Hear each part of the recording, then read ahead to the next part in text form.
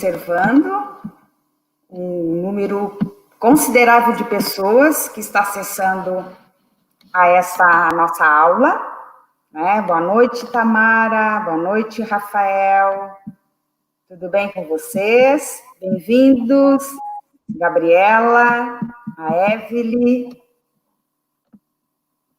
tudo bem com vocês? Nós estamos nos organizando, nos preparando para dar início à nossa aula aberta dos cursos de especialização do Instituto Ivoti. Estamos ainda aguardando, muitas pessoas estão conectadas, estão acessando ao nosso link e vão participar deste momento conosco.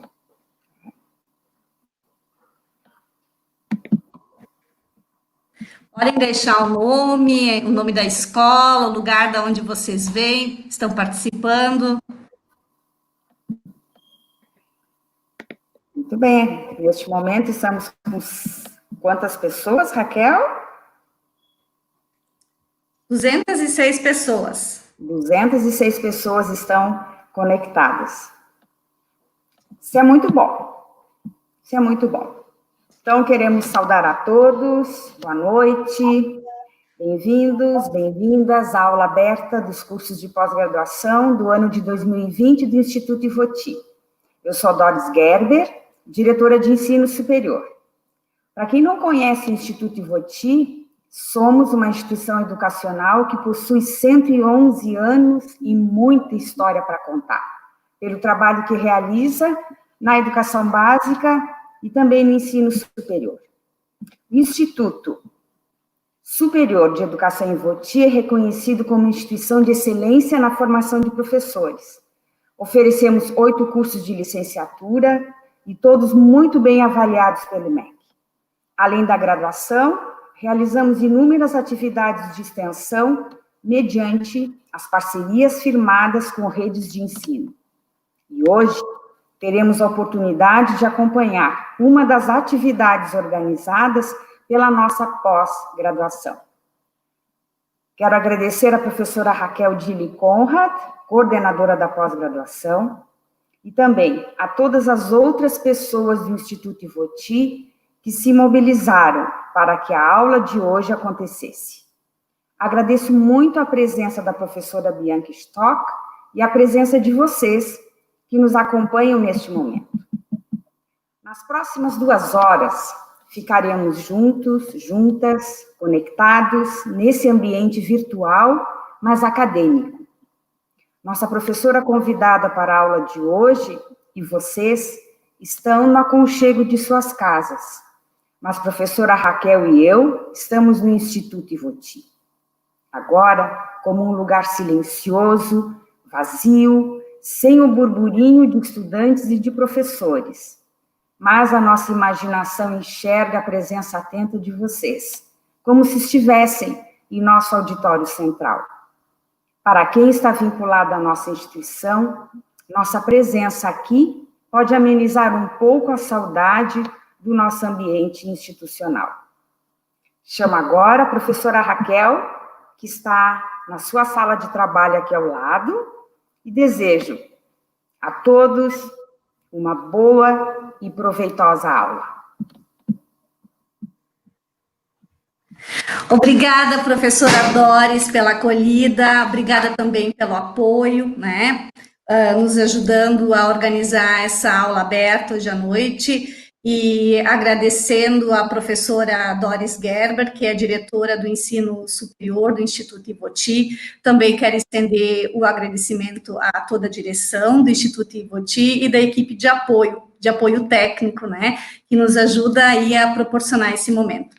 Então, eu quero desejar as boas-vindas a todos vocês que participam conosco dessa aula aberta, mas eu quero cumprimentar de forma muito especial os nossos professores aprendentes inscritos nos cursos de pós-graduação, que ainda não iniciaram as aulas presenciais, mas que estão participando desse momento da nossa aula aberta, que enquanto a situação ainda não se regularizar enquanto nós tivermos que manter esse distanciamento social, nós vamos continuar nos encontrando e mantendo o vínculo, nosso vínculo por aqui, e também o vínculo com o conhecimento, porque como o Instituto de Educação Ivoti, e como educadores, nós temos o compromisso de manter o vínculo com o conhecimento e com a informação. Quero ressaltar, e aproveitar a oportunidade para dizer que os nossos cursos ainda estão com as inscrições abertas, então visitem o nosso site e conheçam as nossas propostas. Temos propostas de curso para educação infantil, anos iniciais, educação musical, educação inclusiva, tem também práticas inovadoras, educação profissional e gestão pedagógica. Todos os nossos cursos têm interfaces na BNCC e com as neurociências. E hoje, nós então temos uma aula aberta com a professora Bianca Stock, que além, dentre muitos fazeres e saberes, ela é uma mãe muito dedicada, que é importante dizer, uma pessoa muito comprometida, ela é filha, ela é mulher, ela é mestre em psicologia, ela é professora, faz parte do corpo docente da pós-graduação aqui do Instituto Ivoti, ministra disciplina de desenvolvimento das habilidades socioemocionais, com uma carga horária de 15 horas. Hoje nós vamos, então, nessa aula aberta, compartilhar esse espaço, apenas 2 horas, porque ela vai abordar e aprofundar essa temática nas nossas aulas presenciais, por isso se inscrevam e participem dos nossos cursos. Mas é importante dizer da pessoa da Bianca, porque quando nós falamos de habilidades socioemocionais, nós temos que lembrar que antes de sermos profissionais, antes de sermos estudantes, nós somos pessoas.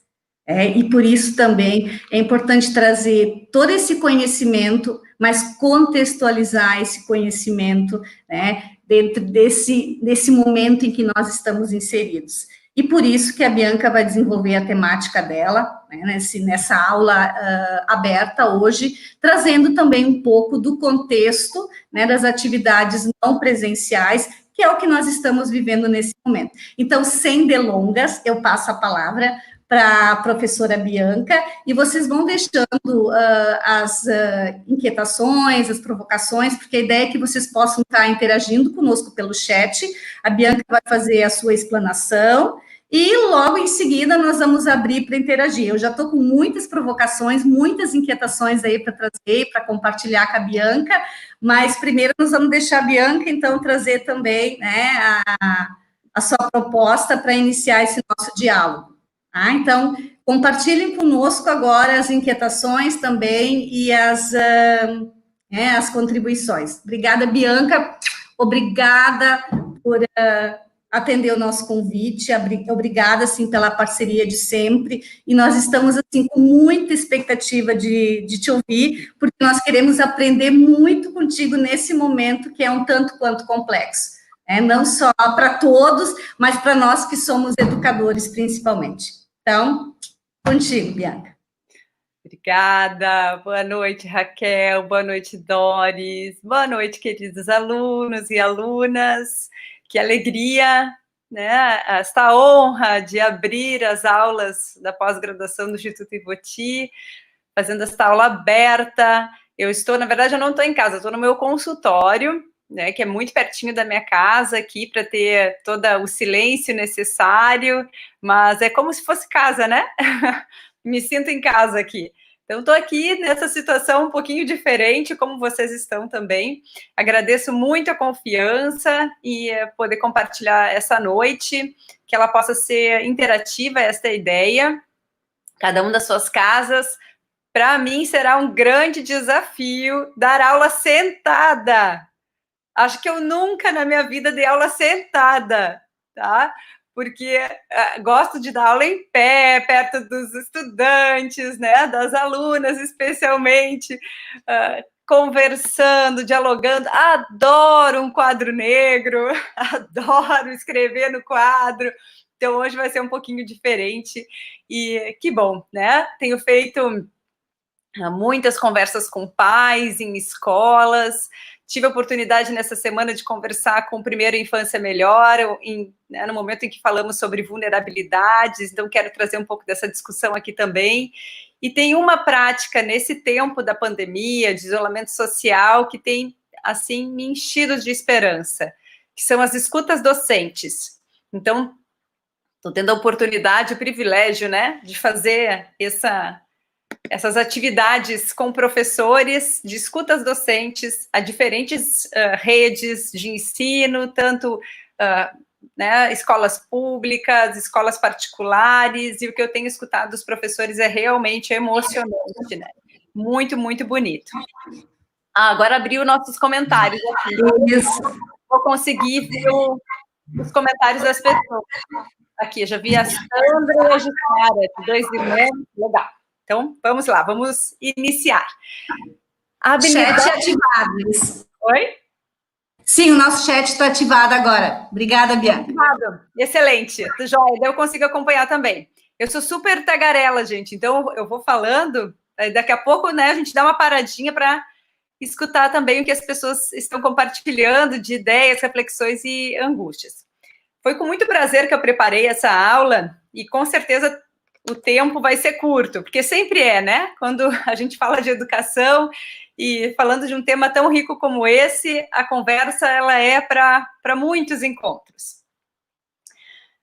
Habilidades socioemocionais num tempo de pandemia, de isolamento social. Olha que, né, situação delicada e complexa que a gente precisa trabalhar. Então, primeira coisa que eu vou colocar, que eu tenho conversado em todas as lives que tenho feito e aulas, né, que a gente também teve a oportunidade de fazer com o Paulo Foch, não existe especialista em pandemia.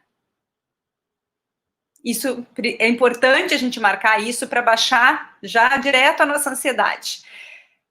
Se em janeiro tivessem nos falado que em março, abril, maio, não sei quantos meses ainda para frente, estaríamos frente a uma situação tão grave, tão alarmante, com medo de perder pessoas que amamos, medo da morte, medo de que as pessoas mais vulneráveis sejam infectadas e que sofram com essa doença, de estourar o sistema de saúde, toda essa situação tão trágica, e que, por isso, nós estaríamos num laço social em que ficaríamos nas nossas casas, na medida em que, né, podemos ficar, porque não são todas as pessoas que podem ficar, mas quem pode, fique em casa, por uma solidariedade, uma função fraterna, como a gente fala, né? Não existe só a função materna e a função paterna, existe a função fraterna. Então, a gente está ativando a nossa função fraterna para que a gente possa se cuidar e se proteger. Se tivessem nos contado isso em janeiro, a gente diria, não, imagina, isso, né? Talvez até brigaríamos com a ideia, não aceitaríamos. Bom, estamos aqui hoje. Fomos todos pegos de surpresa numa situação absolutamente inusitada, mundial, e que exige da gente uma capacidade de resiliência e de criatividade como nunca vimos. Temos muitos desafios, muitas preocupações, porém, também temos oportunidades. E é dessas oportunidades que a gente vai falar. Hoje é uma aula para a gente falar de esperança. É uma aula para a gente encontrar laços, para a gente encontrar caminhos e descobrir caminhos e construir caminhos que talvez a gente não tinha pensado ainda. Porque não basta sobrevivermos, como diz o Daniel Siegel, né, um grande pensador das neurociências e que estuda o cérebro e nos ajuda muito a refletir sobre os modos assertivos de comunicação. Nós precisamos sobreviver, mas nós precisamos também, ao mesmo tempo, prosperar. E prosperar significa olhar para o cotidiano como possibilidades e não só como limitação. E aí a gente já encontra um norte para imaginar as habilidades socioemocionais nesse contexto complexo. Se não existe especialista, todos nós, profissionais da saúde, da educação, e outras tantas áreas da TI, inclusive, né, mesmo com toda a sua técnica, os profissionais da TI que tanto têm nos ajudado, mas também estão trabalhando muito na gestão, em todos os âmbitos. Se não existe especialista em pandemia, se é a primeira vez socialmente que vivemos isso, que nós não temos registro simbólico porque a gente está vivendo, porque é a primeira vez, a única maneira de conseguirmos ser assertivos neste momento e garantirmos a nossa saúde mental, honrarmos a infância, honrarmos a adolescência e a docência também, é construir no processo. É diálogo. As estratégias que as escolas, para manutenção do vínculo, para honrar com os compromissos escolares, objetivos de aprendizagem lá do início do ano, as estratégias que as escolas propuseram na primeira semana foram as possíveis para a primeira semana. Mas isso não quer dizer que aquelas estratégias continuam sendo as melhores na segunda semana, no segundo mês, no terceiro mês. Nós nunca estivemos numa situação em que a gente teve que se reinventar no cotidiano sobre em relação às formas de aprender, de manter relação, de manter esse desejo pela aprendizagem, a capacidade investigativa das crianças e dos adolescentes, de criar alternativas para a nossa saúde mental tão rapidamente e com mudanças tão abruptas como a gente está vivendo agora. Então, isso é muito claro. As instituições que, neste momento, aqui tem um aviso, caso o chat esteja desativado para alguém, pressione F5 para atualizar a página. Pessoal, tem um aviso para vocês poderem participar. Viram? Todos viram? Legal, tá. Então, retornando. As instituições de ensino, que todas estão passando por situações desafiadoras, mas as que estão conduzindo da melhor forma, e a gente vai entender quais são os parâmetros dessas melhores formas, ao que eu me refiro quando eu coloco melhor forma, neste momento, são aquelas que estão construindo o presente no diálogo, na escuta, e que estão colocando em prática o que a gente fala tanto na educação, que é a pedagogia da escuta. A escuta aos docentes, as escutas às famílias e a escuta às crianças. Os gestores pedagógicos estão super cansados, eu entendo isso, foram super exigidos, assim, muitas palmas aos gestores pedagógicos, porque eles estão protegendo os professores, acolhendo a ansiedade das famílias, construindo alternativas pedagógicas, financeiras, em todo esse momento. Então, com certeza, se a gente precisa cuidar de alguém, agora também é dos gestores, É um cuidado de todos. Mas, então, não temos especialistas, a gente vai construir no processo, e olha que oportunidade.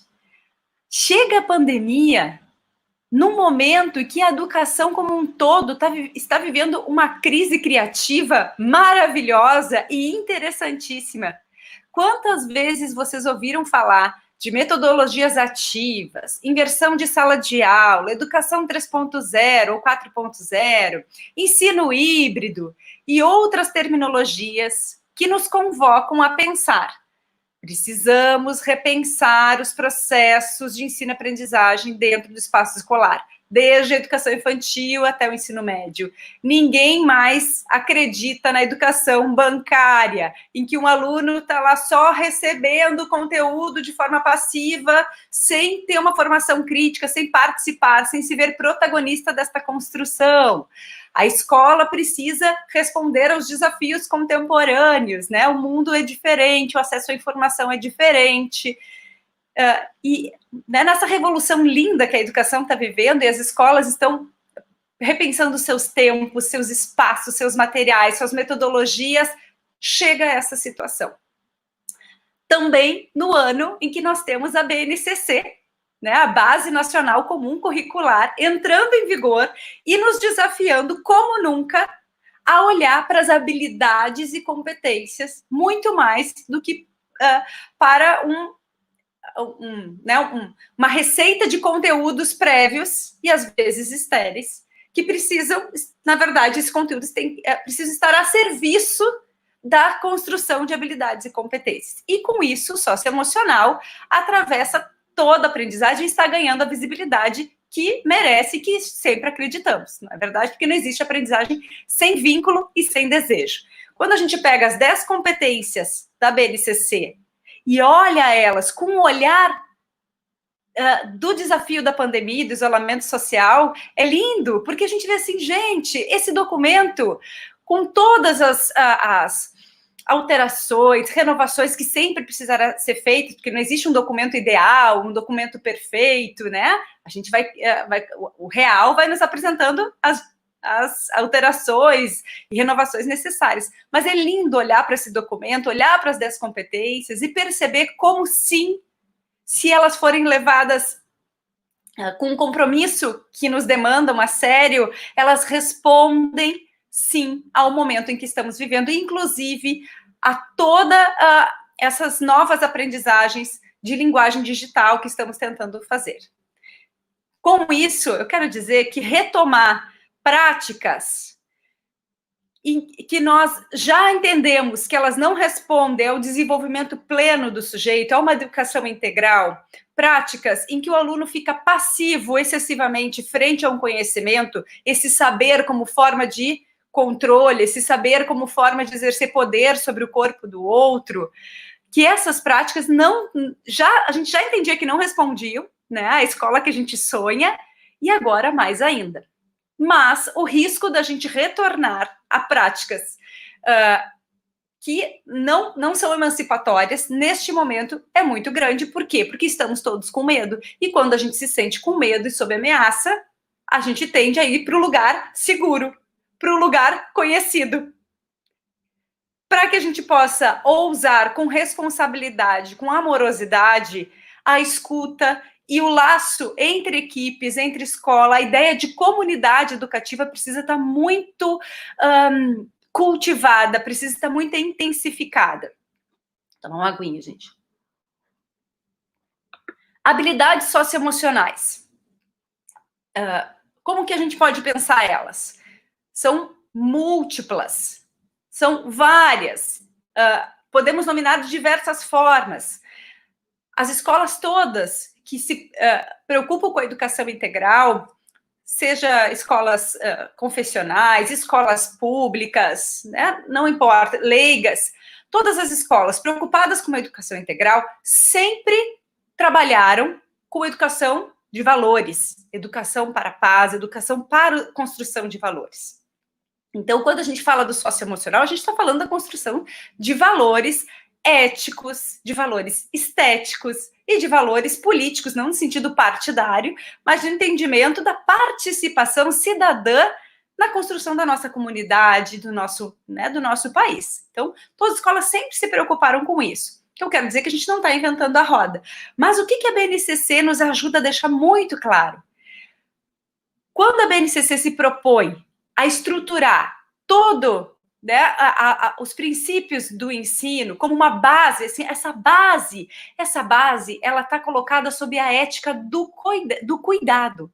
É a ética do cuidado que sustenta uma educação que a gente deseja que faça sentido, uma educação que esteja comprometida com a construção de habilidades e competências para o bem comum.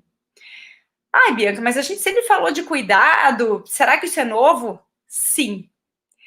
A mudança de paradigma para a ética do cuidado, sim, ela é nova, ela é um desafio e ela precisa que estejamos sempre atentos e com perguntas constantes sobre o nosso fazer.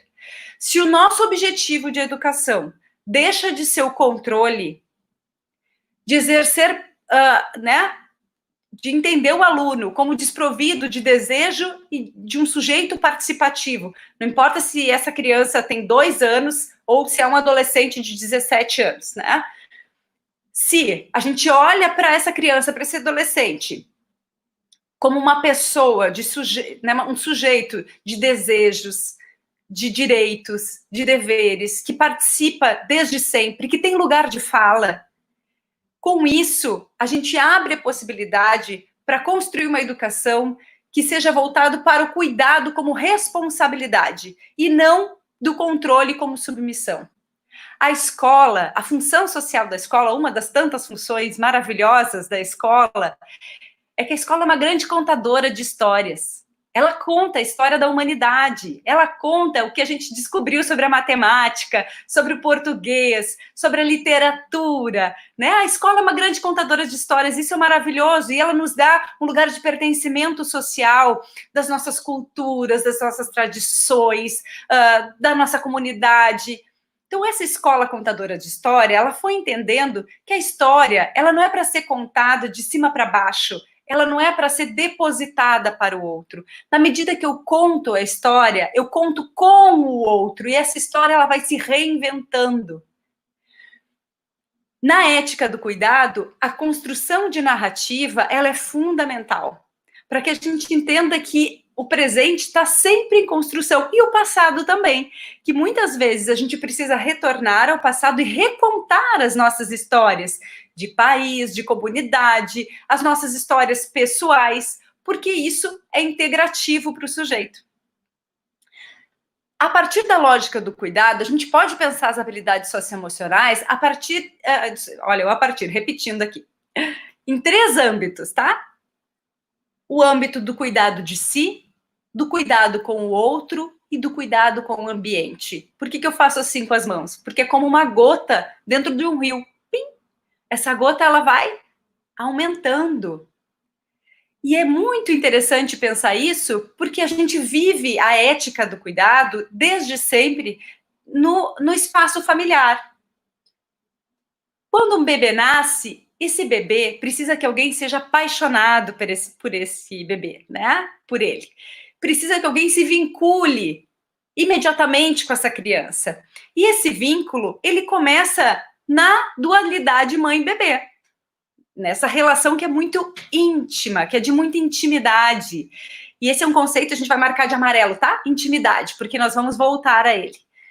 É um espaço de intimidade com esse bebê. Na medida em que ele experimenta relações de cuidado, que esse bebê experimenta que tem um adulto muito interessado em saber como que ele expressa que sente frio, que ele sente fome, que ele está atento, que ele gostou de algum objeto. Na medida em que ele vai experimentando essas relações de cuidado que proporcionam sensações de confiança, esse ambiente que vai facilitando o desenvolvimento e a integração, né, corporal, cerebral desse bebê, ele vai ampliando as suas relações. E quanto mais cuidado for esse bebê, mais capacidade de cuidar de si, do outro e do ambiente ele terá. Então, começa nesse âmbito simbiótico e vai aumentando e vai como um reflexo reverberando em outras relações de cuidado. Quando eu vivo relações de cuidado suficientemente boas, né, como nos diz o Winnicott, quando eu vivo essas relações de cuidado e de confiança que me proporcionam eu conhecer quem eu sou e o outro com a continuidade do vínculo, com a continuidade da presença, eu entendo, eu introjeto que as regras sociais, que as combinações sociais, elas são em prol de todos, e eu me sinto participante dessas regras sociais, eu me sinto compondo esse espaço social, e não apenas tendo que me adequar de maneira sem sentido ou de maneira apenas castrativa, no sentido de eu tenho que fazer porque eu tenho que fazer, mas eu nem sei por que eu estou fazendo, né? Faço porque alguém mandou e não porque eu realmente acredito que aquilo é importante. E olha que interessante isso agora. As crianças estão em casa, os adolescentes estão em casa. Eles perderam muito. Eles perderam muito, gente. Nós perdemos como adultos muito. Estamos preocupados com a nossa saúde, com a saúde de quem a gente ama, estamos preocupados com as questões econômicas, financeiras, ambientais? Sim. Mas vamos fazer um exercício empático e se colocar no lugar das crianças e adolescentes agora na pandemia? Eu sempre digo, a gente não precisa oferecer situações artificiais para as crianças aprenderem a lidar com limites, né? A vida já é suficientemente recheada de situações reais para a gente exercitar o músculo da frustração e exercitar as capacidades de resiliência e entendimento da vida e do mundo. Então, as crianças estão nos dando uma aula de resiliência agora. Elas perderam o espaço público do brincar, elas perderam muitos o contato com seus avós e com familiares que gostam muito. O brincar com o outro, brincar com os outros amigos, os professores, né, o contato com os professores, com a escola. Então, as crianças estão num grande movimento de resiliência. Os adolescentes, como diz a minha filha, eu tenho uma filha de 17, né? E a gente conversando sobre esse momento, e ela me falando o que estava sentindo, ela assim, mãe, adolescente é igual a criar expectativa. Adolescente cria expectativa sobre tudo. E ela tem toda a razão, não é verdade? Porque o adolescente que está bem, cria expectativa. Ai, meu Deus, como é que vai ser meu primeiro dia de aula no 6º ano? Comprei um monte de caderno diferente, porque agora vai ter um monte de professor. Não vai viver isso. Agora eu vou assumir o Grêmio Estudantil com os meus colegas, vai ser o nosso ano. Não. A expectativa de quem está no terceirão, né? Como é a situação dela? A gente vai fazer recreios temáticos, nós vamos fazer, né, arrecadar dinheiro com rifas e bares dentro da escola para poder juntar dinheiro para a formatura. Não vai viver isso. Adolescência se vive em grupo. Adolescência é um momento que não basta a aceitação e o acolhimento da família. Eu preciso da aceitação dos pares. Eu estou ensaiando a vida, tanto na sexualidade, quanto na convivência, né, com o outro.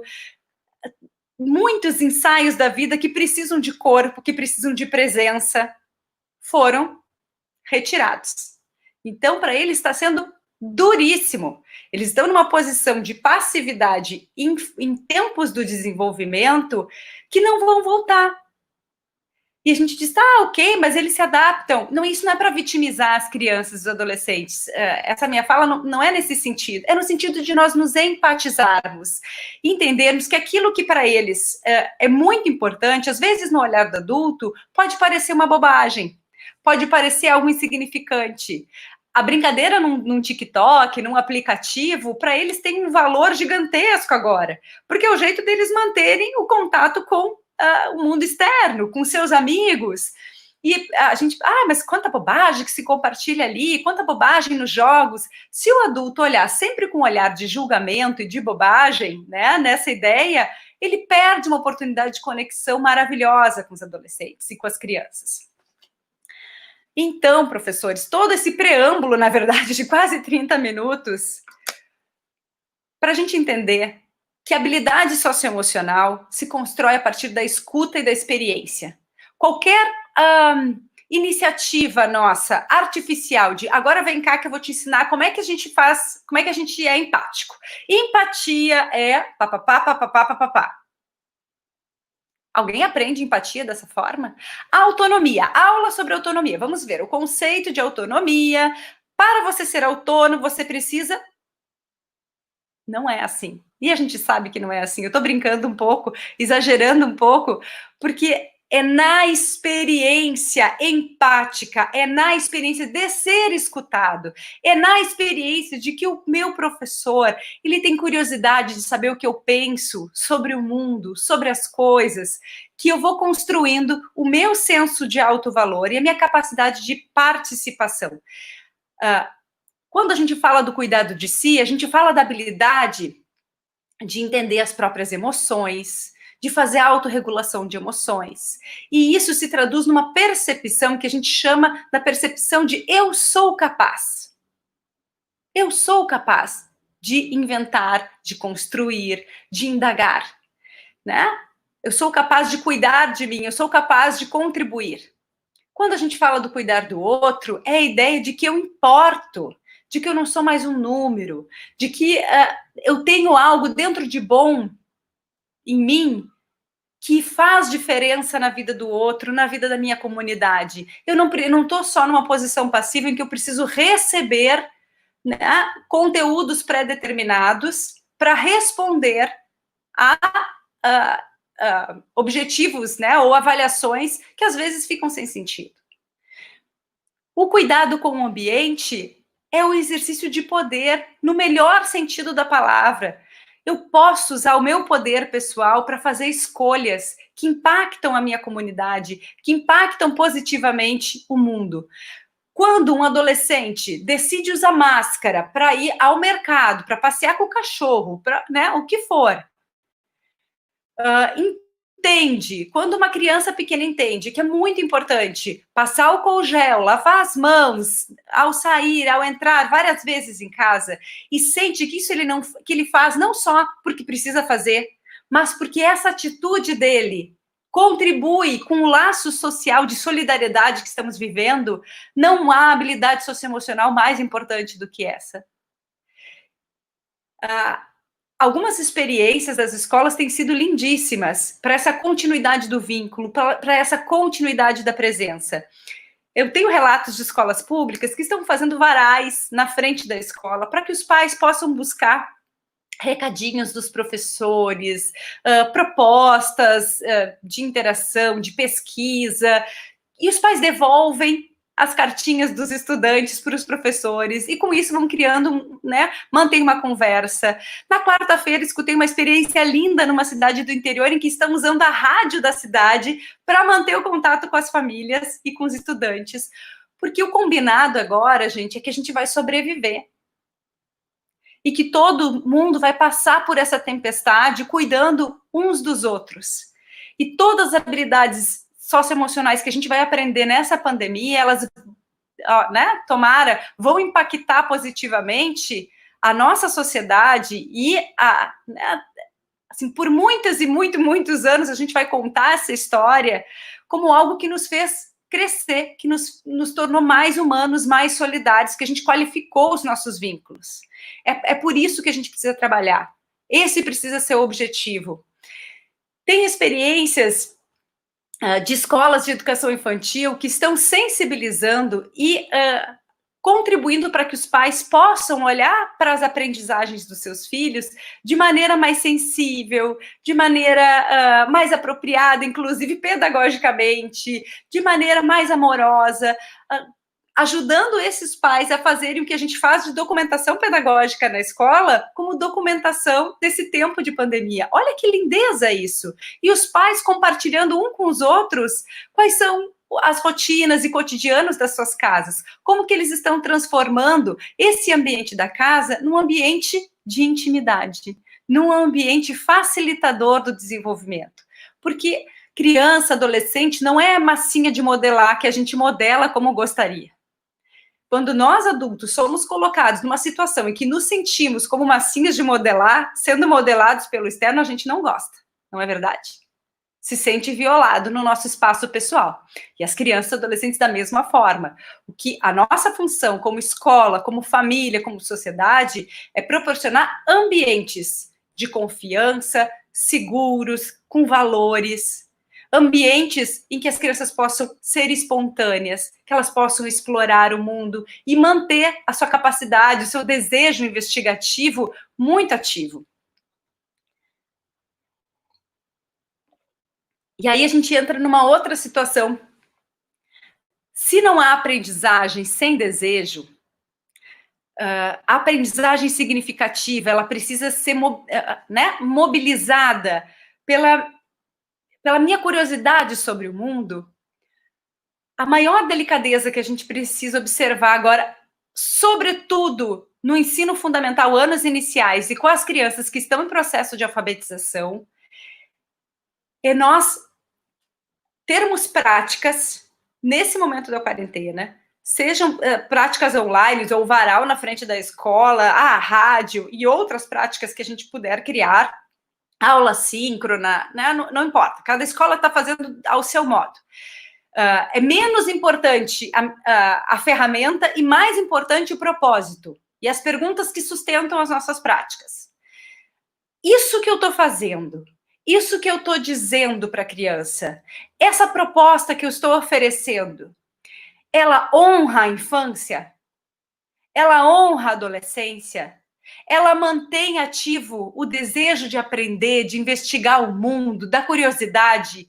Ou eu estou propondo situações mais para aliviar a minha preocupação, a minha angústia de não estar na forma presencial com os estudantes, e deixando eles entristecidos, irritados, cansados, entediados, numa situação de apenas obrigatoriedade que estão ali. Então, isso é sério. Por quê? Porque a gente precisa manter vivo o desejo pelo aprender. O que não pode acontecer, gente? Um exemplo, tá? Primeiro ano do ensino fundamental. Super heterogênea todas as turmas. Me conta uma turma de primeiro aninho do ensino fundamental que não seja heterogênea nos processos de alfabetização.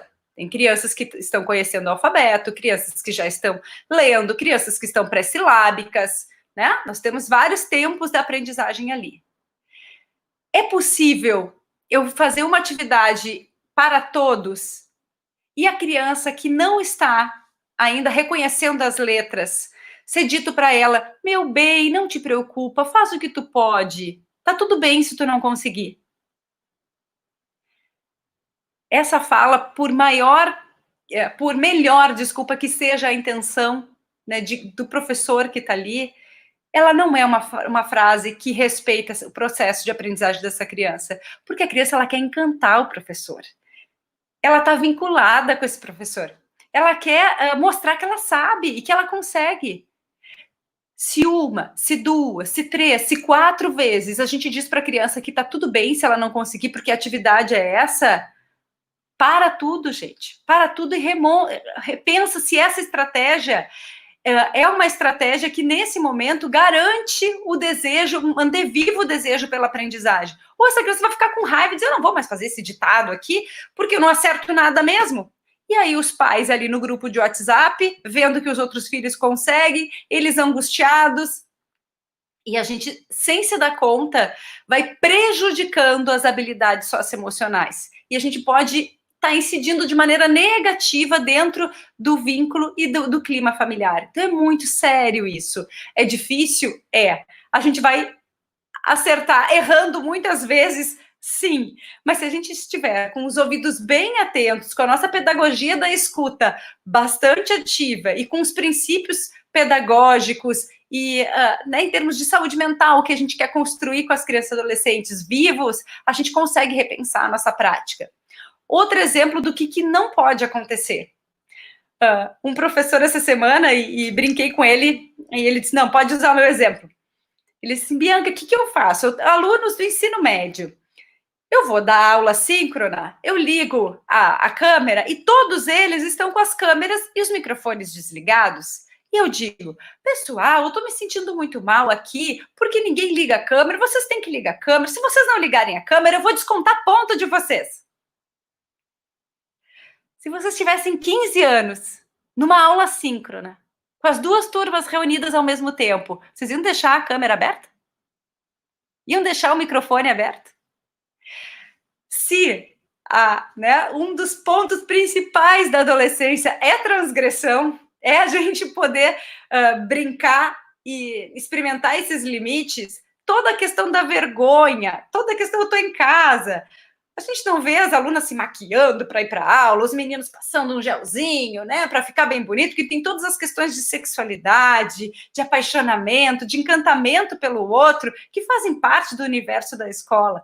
Como que eu vou abrir a câmera de pijama às 7h30 da manhã para ter aula com o professor, porque né, ali o conteúdo é o mais importante? Não, gente. É entender os processos de desenvolvimento socioemocionais de cada faixa etária e se tranquilizar. Porque isso que eu digo que, frente ao medo, frente ao desconhecido, a gente tende a voltar para um território conhecido que às vezes nem a gente acredita que ele é bacana. Vou tirar ponto de quem não ligar a câmera?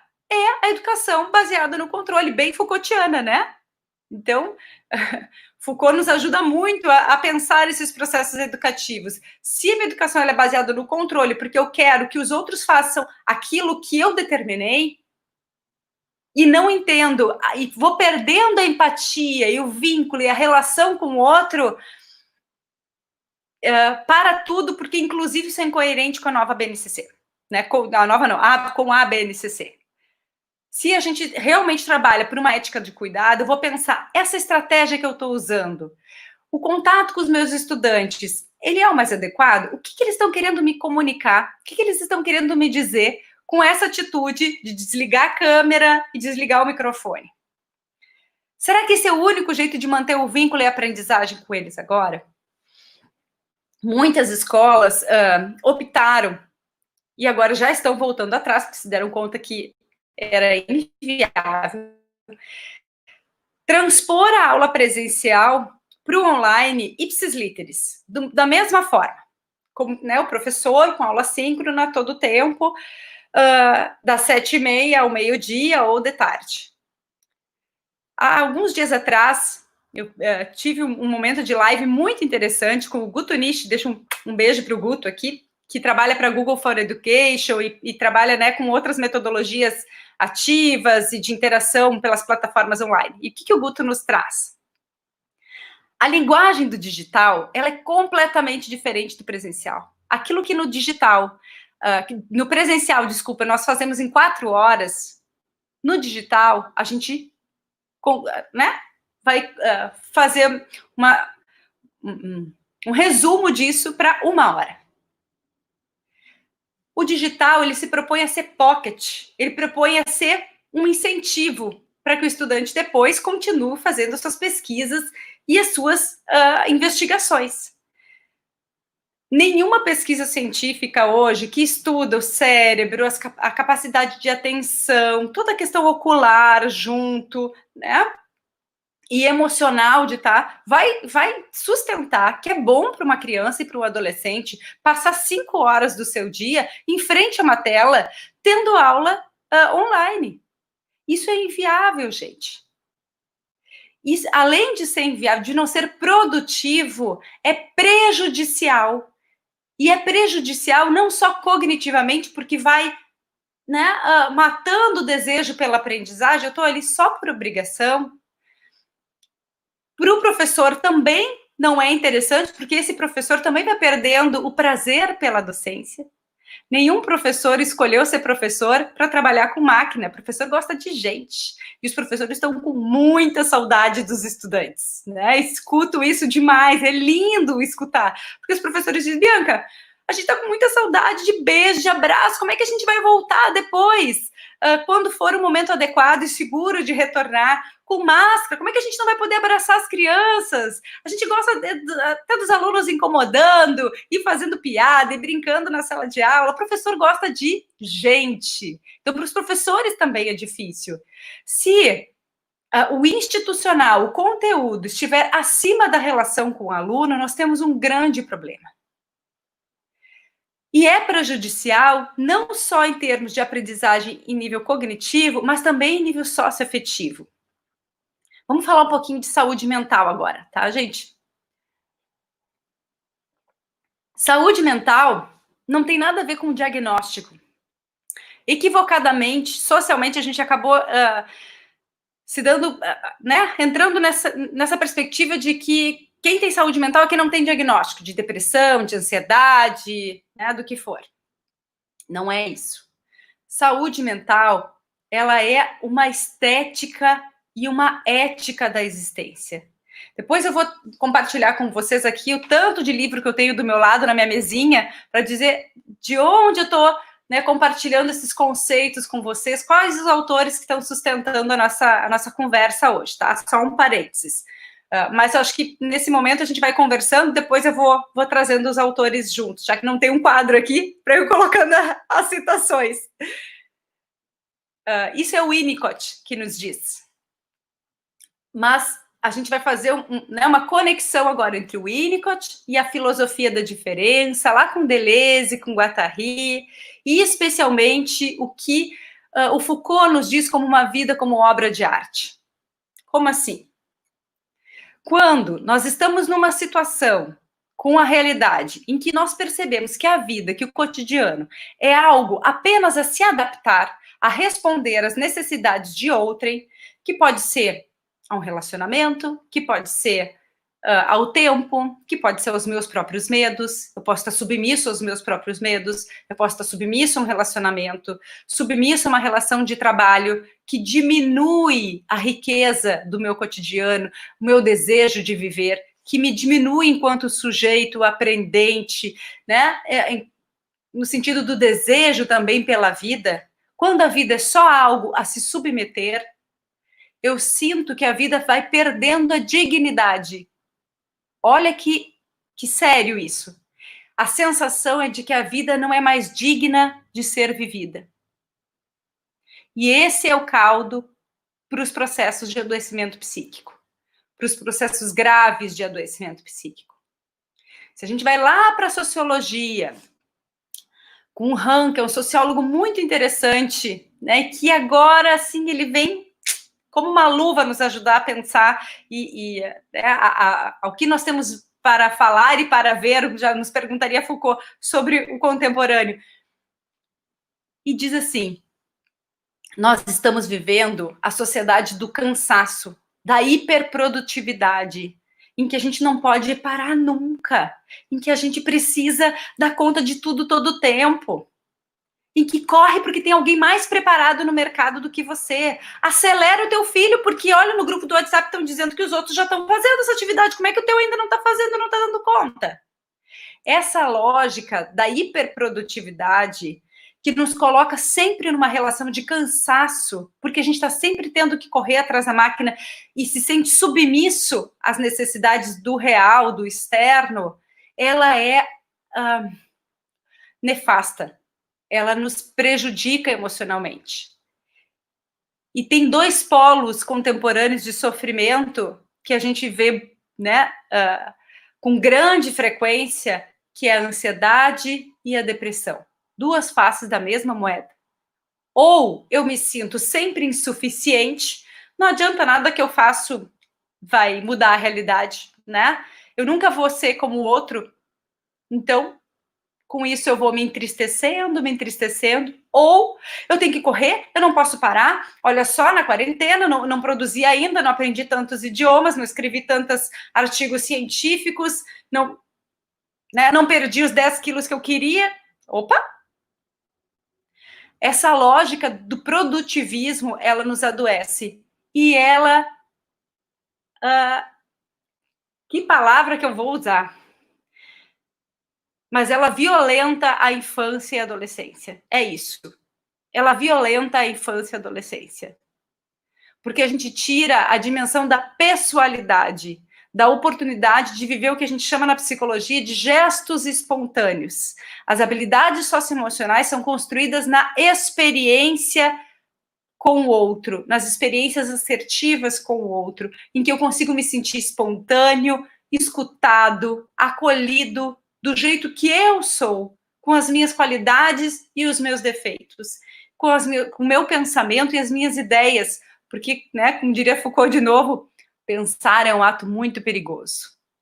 O que as nossas crianças e os nossos adolescentes estão pensando, né, sobre tudo isso que está acontecendo? Então, saúde mental é a gente poder fazer do cotidiano, mesmo com todas as adversidades, um cotidiano que seja criativo, e que não necessariamente tem a ver com sermos artistas, né, bailarinos, músicos, não é nesse sentido. A arte maravilhosa sempre vai nos ajudar muito a entender, a significar e lidar com o real. Mas é no sentido de criativo, que eu não estou só tentando me adaptar às situações. Eu sou criativo frente às situações. Eu tenho lugar de fala sobre, né, em relação ao mundo, é o que está acontecendo. O que eu tenho para dizer, para fazer, importa. E eu vou construindo no cotidiano possibilidade de fazer essa vida ser digna de ser vivida. Quando um adolescente passa 6, 7 horas do seu dia jogando jogos de computador, em que ele está excessivamente só recebendo estímulos, o que ele vai te contar depois de um mês dessa experiência é que ele não viveu esse mês. Esse mês passou e esse adolescente não viveu, como eu já escutei muitas vezes no consultório. A sensação é que não cria memória, que a vida é só algo para passar. E nós não podemos, na educação, estar neste lugar do jogo que só oferece estímulos e eles precisam responder. As nossas aulas síncronas, as nossas aulas online, não podem estar neste lugar.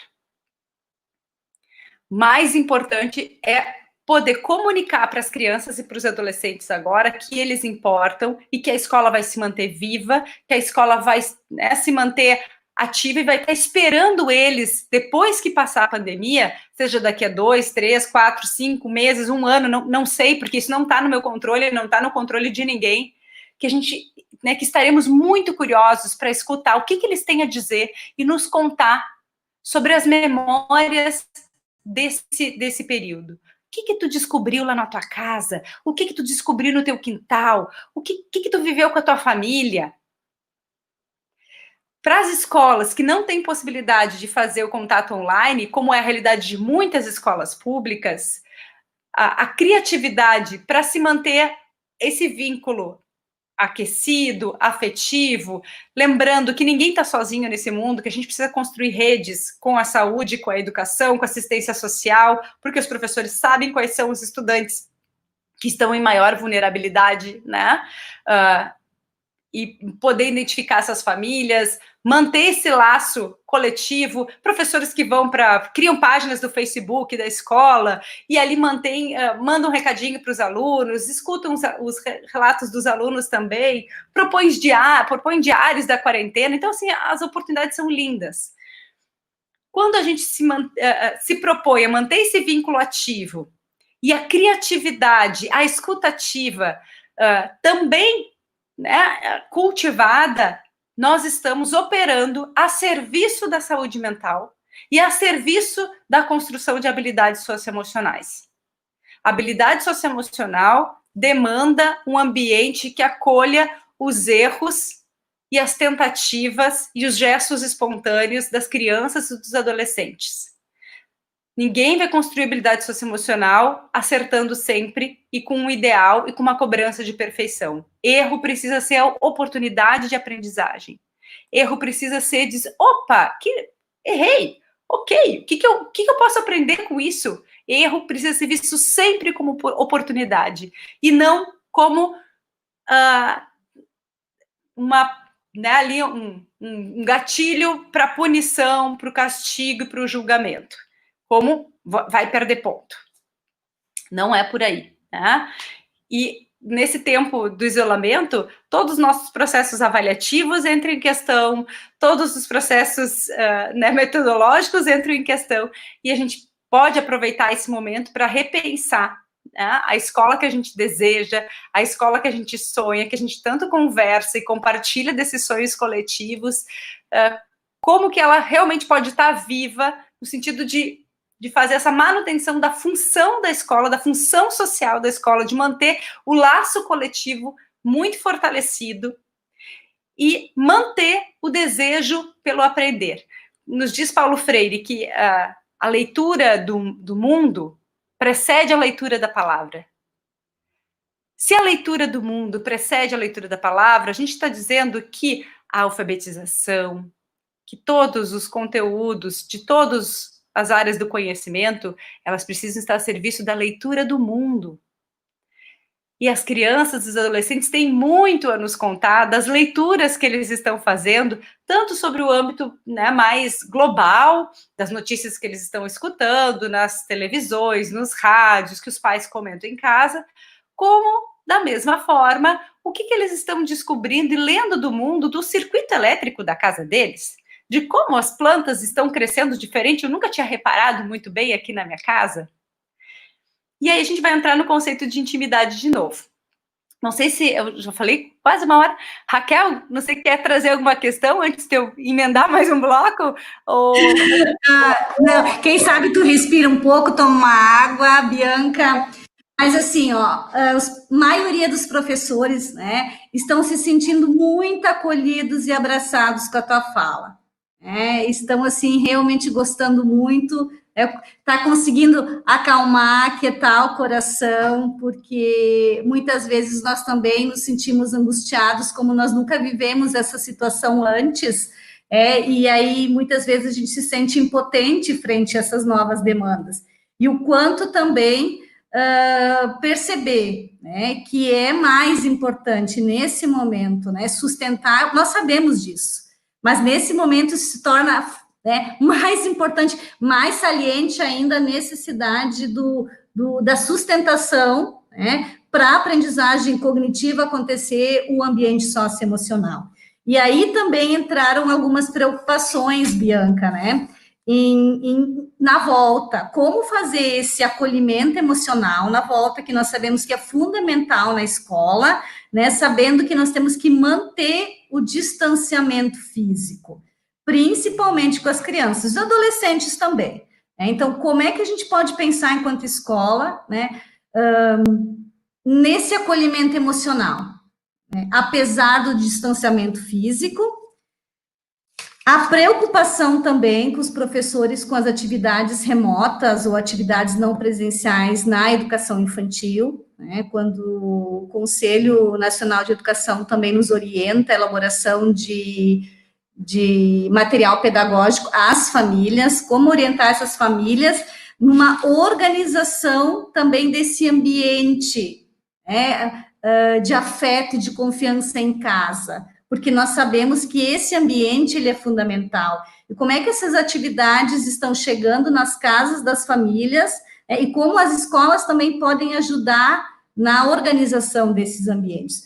E também nessa questão da interação verbal, o quanto ela é importante em casa, talvez da escola conseguir ajudar os pais, né, a fortalecer esse vínculo, porque nós sabemos que muito se fala para as crianças, tanto em casa quanto, né, tanto para a criança quanto para o adolescente, mas pouco se fala com as crianças, pouco se fala com os adolescentes, e quanto nesse momento isso também seria uma rica oportunidade. E ainda, Bianca, tem mais um aspecto aqui, não sei se tu estás tomando nota, senão depois nós retomamos, a questão, né, da ludicidade também, o quanto ela é importante nesse momento para a criança. É porque as crianças têm muitos brinquedos, mas elas não sabem brincar, e aí também não só a interação verbal, mas também essa interação no momento das brincadeiras, dos jogos, o quanto isso também fortalece o vínculo, é fundamental também para o processo cognitivo. Ok? Olha, perfeito. Dá para a gente espichar mais umas 4 horas, Raquel? Né? Enquanto isso, Bianca, eu aproveito para convidar todos para se inscreverem no nosso canal do YouTube, ok? Ah, que legal, joia. E vai longe essa conversa. Vamos ver ponto por ponto aqui. A volta. Gente, muita calma nessa hora. Tá? Vamos pensar o presente agora. Vamos cuidar do presente. A gente não tem a menor ideia de quando vai voltar. Pode ser que 31 de maio estejamos voltando, o que eu acho bem difícil, né, para algumas cidades, agora com as bandeiras. Muito provavelmente vai ser estendido mais ainda na educação infantil. Não duvidem da capacidade de resiliência das crianças e de aprendizagem. As crianças usam as máscaras, sim, tá? É óbvio que as crianças pequenininhas, de 2 aninhos, menos, não é nem indicado que use. Mas as maiores, elas usam as máscaras. Elas lavam a mãozinha.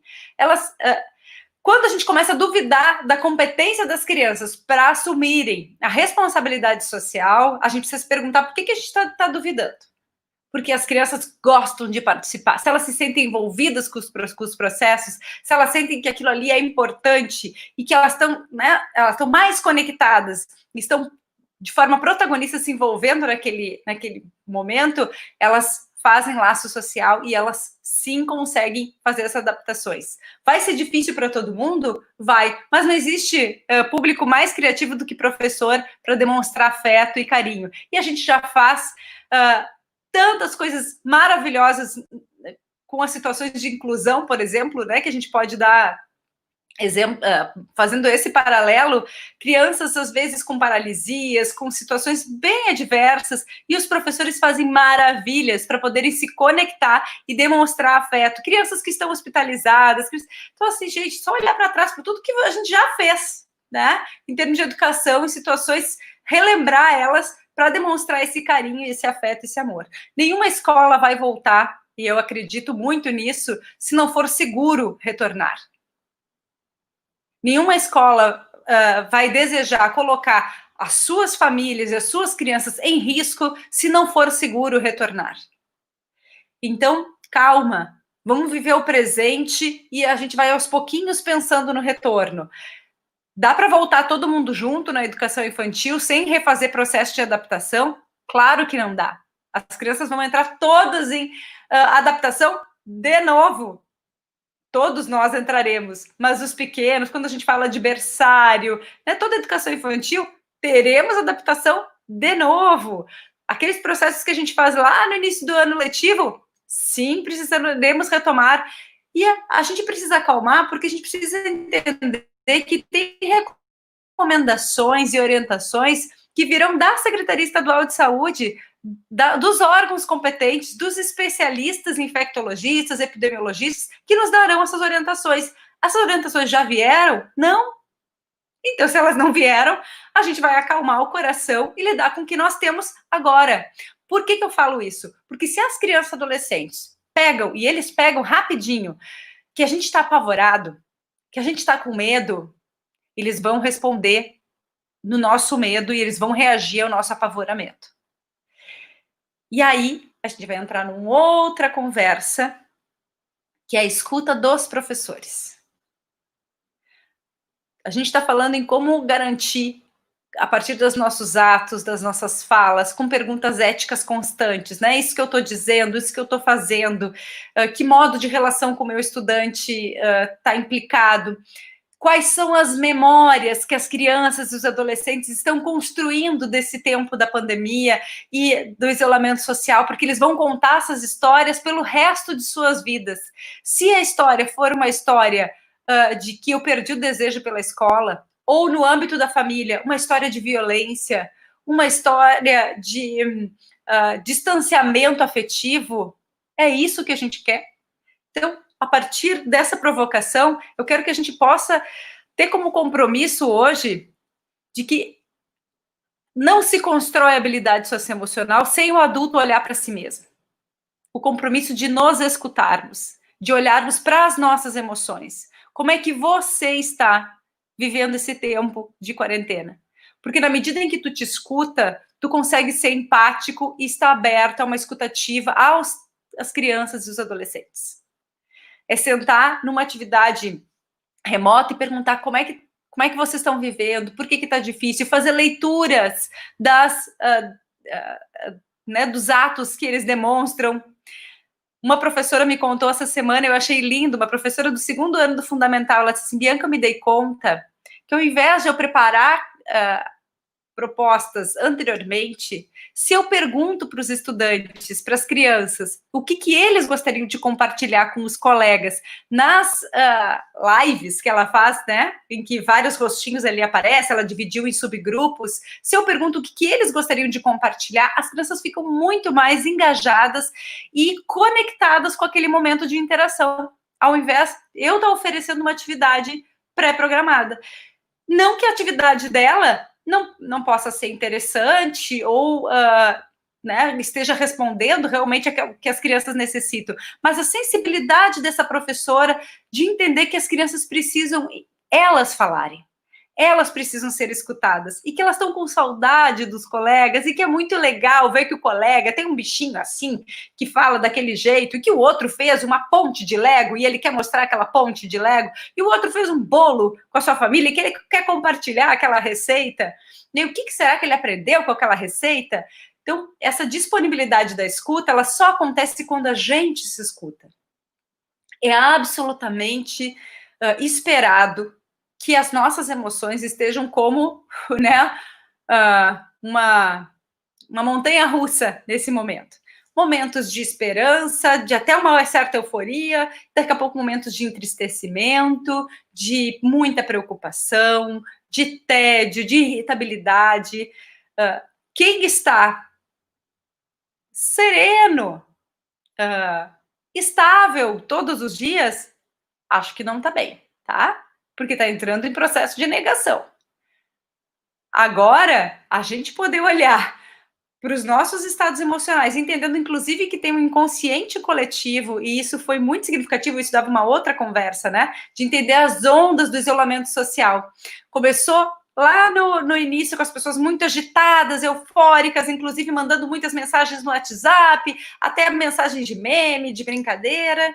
Daqui a pouco começou a perder a graça, começaram os vídeos mais de sensibilidade, as lives de música, os vídeos lá da Itália, de um falando da sua sacada para a sacada do vizinho, e daqui a pouco começou o silenciamento. As pessoas, ali pela terceira semana, mais ou menos, a gente sentiu o entristecimento coletivo, depois veio uma onda de muita irritação, as crianças irritadíssimas em casa, entendendo que essas férias, porque, me disseram que não é férias, mas parecia férias, a gente não estava com aula, mas meu pai e minha mãe estão trabalhando dentro de casa, mas minha mãe sai para trabalhar e ela volta muito preocupada, ela nem pode me dar um beijo quando ela chega, ela tem que tomar um banho quando ela chega, que esquisito isso. É férias, mas eu não posso brincar na pracinha? Eu não posso ver os meus avós? Eu não posso brincar com os meus amigos? Então, quando começou o entendimento disso, e especialmente o excesso de telas na vida das crianças, porque, claro, que os limites de uso ficaram flexibilizados, mas em muitas casas foi para um extremo de uso de telas que deixa as crianças, assim, inevitavelmente, extremamente irritadas e intolerantes à frustração, porque esse é um dos efeitos mais imediatos para as crianças. Sempre quando os pais me procuram para atendimento e me relatam situações de crise, de raiva, de brabezas, muito importante das crianças, primeira pergunta, quanto tempo de tela teu filho usa? E várias vezes, em várias situações, é um tempo excessivo. E a gente orienta, olha, retira uma semana, 100% retira, explica isso para a criança, sem brabeza, de forma firme e gentil, por que vai ser retirado, te reconecta com teu filho e me diz quais são os efeitos. Então, isso é muito delicado para a gente não patologizar aquilo que é do ambiente. Às vezes são as mudanças de manejo no ambiente que provocam já uma reconexão e uma ampliação, enriquecimento de saúde mental. E a gente tem que ter muito cuidado com isso para não patologizar a infância e adolescência, ao invés de olhar para qual ambiente que nós estamos oferecendo enquanto escola, enquanto família. Mas para isso precisa olhar para si. Então, professores, cuidem de si. As crianças querem que vocês cuidem de vocês mesmos. Elas perguntam para a gente, tu tá usando álcool gel? Tu tá usando máscara? Eles querem que a gente sobreviva. E eles querem que a gente sobreviva bem. Então, olhar para si e entender que ninguém precisa ser onipotente nesse momento, que a gente pode pedir ajuda, que se eu estou fazendo crises de ansiedade severas, se eu estou me entristecendo de maneira muito significativa, se a solidão bateu de um jeito que está difícil de lidar, pede ajuda, professor. Tem instituições de psicologia, de psiquiatria, nesse momento, que abriram atendimento online e gratuito, inclusive, em todo o Rio Grande do Sul, de forma remota. Às vezes, uma conversa com um profissional já ajuda a gente a ver a realidade diferente. Gestores escolares, querem investir em habilidade socioemocional? Escutem a sua equipe.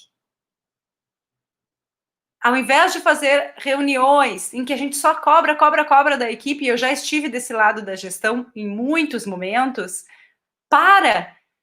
respira e te conecta com a tua equipe. Como é que estão os teus professores? Porque o teu professor também está vivendo os desafios do isolamento social que as crianças estão vivendo.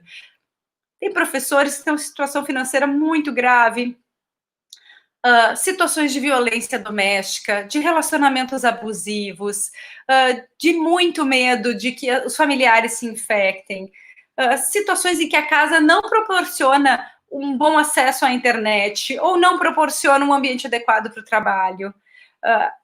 E o isolamento social, ele não chegou na nossa porta e perguntou assim, então, Bianca, me conta, como é que tá a tua vida financeira? Tá tudo bem? O relacionamento amoroso, tá tudo jóia? A tua casa, toda equipada, bem bacana, né? A tua saúde mental, em dia? Não, o isolamento social pegou a gente do jeito que a gente estava, pegou pelo pé, né? E descortinou os vínculos que nós temos, não só com as pessoas, mas os vínculos que nós temos com o nosso corpo, o vínculo que nós temos com a nossa casa. Para muitos, essa casa era uma casa dormitório. E agora está virando realmente um espaço de morar. E isso é muito interessante com as crianças. As crianças, especialmente as crianças pequenas da educação infantil, elas precisam muito mais de adultos que se interessem pelo jeito delas brincarem, pelas bobagens que elas fazem de brincadeira, né, provocando o adulto, que se interessem pelo jeito delas olharem o mundo. Elas precisam muito mais de adultos que tenham prazer de estar com ela, que desfrutem da presença delas, do que adultos excessivamente preocupados com a limpeza da casa, com a refeição no horário, com o cumprimento da rotina. Rotina, alimentação adequada, limpeza é importante? Óbvio que é super importante. Mas se estiver acima da relação com a criança e acima da relação com o adolescente, vai perder completamente o sentido. E o prejuízo na qualidade do vínculo é enorme. Nós, seres sociais, especialmente aqueles que estão em processo de desenvolvimento, né, mais delicado como é a infância e adolescência, precisamos de adultos que se divirtam conosco, que tenham prazer de estar conosco, que a gente não se sinta um peso ou uma inconveniência na família. E às vezes é assim que as crianças e os adolescentes se sentem nas suas casas. Isso é muito triste. Então, voltando, né, à escuta de si e à escuta docente, eu vou retomar algo que eu estou deixando pipocando aqui, que é o conceito de intimidade, porque esse conceito, para mim, é muito importante. Eu ainda vou escrever, né, mais sobre isso, tenho vontade de estudar mais sobre isso. Estou compartilhando algo ainda em construção aqui com os alunos, né? Mas acho que nos ajuda muito. E esse pensamento veio a partir de um poema do Manuel de Barros, que eu vou contar para vocês, vou ler para vocês. Diz assim: acho que o quintal que a gente brincou é maior que a cidade. A gente só descobre isso depois de grande. A gente descobre que o tamanho das coisas há que ser medido pela intimidade que temos com as coisas. Há de ser como acontece com o amor. Assim, as pedrinhas do nosso quintal são sempre maiores do que as outras pedras do mundo, justo pelo motivo da intimidade.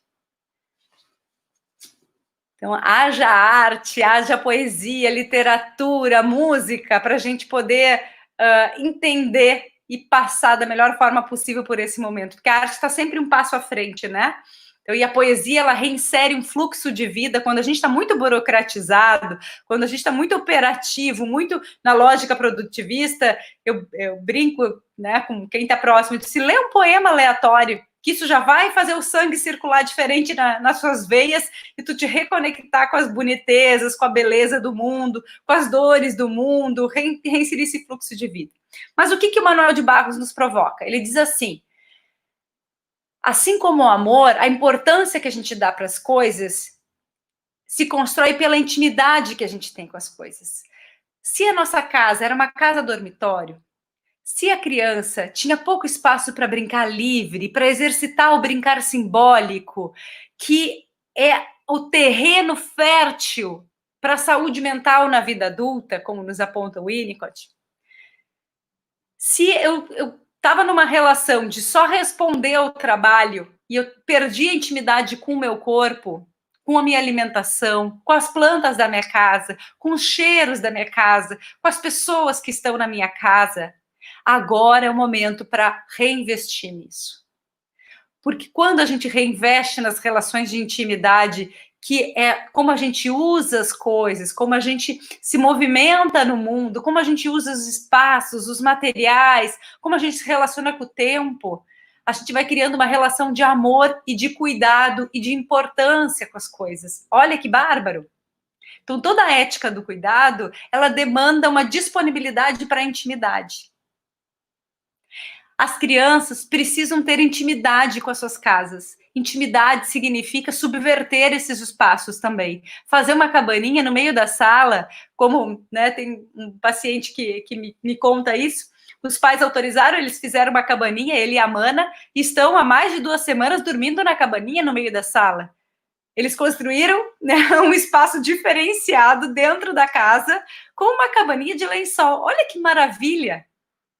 Eles estão simbolizando de maneira ativa aquilo que eles estão vivendo de maneira passiva. Como nos diz Freud, o brincar, esse brincar espontâneo, livre, ele proporciona para a criança uma sensação positiva de controle do real.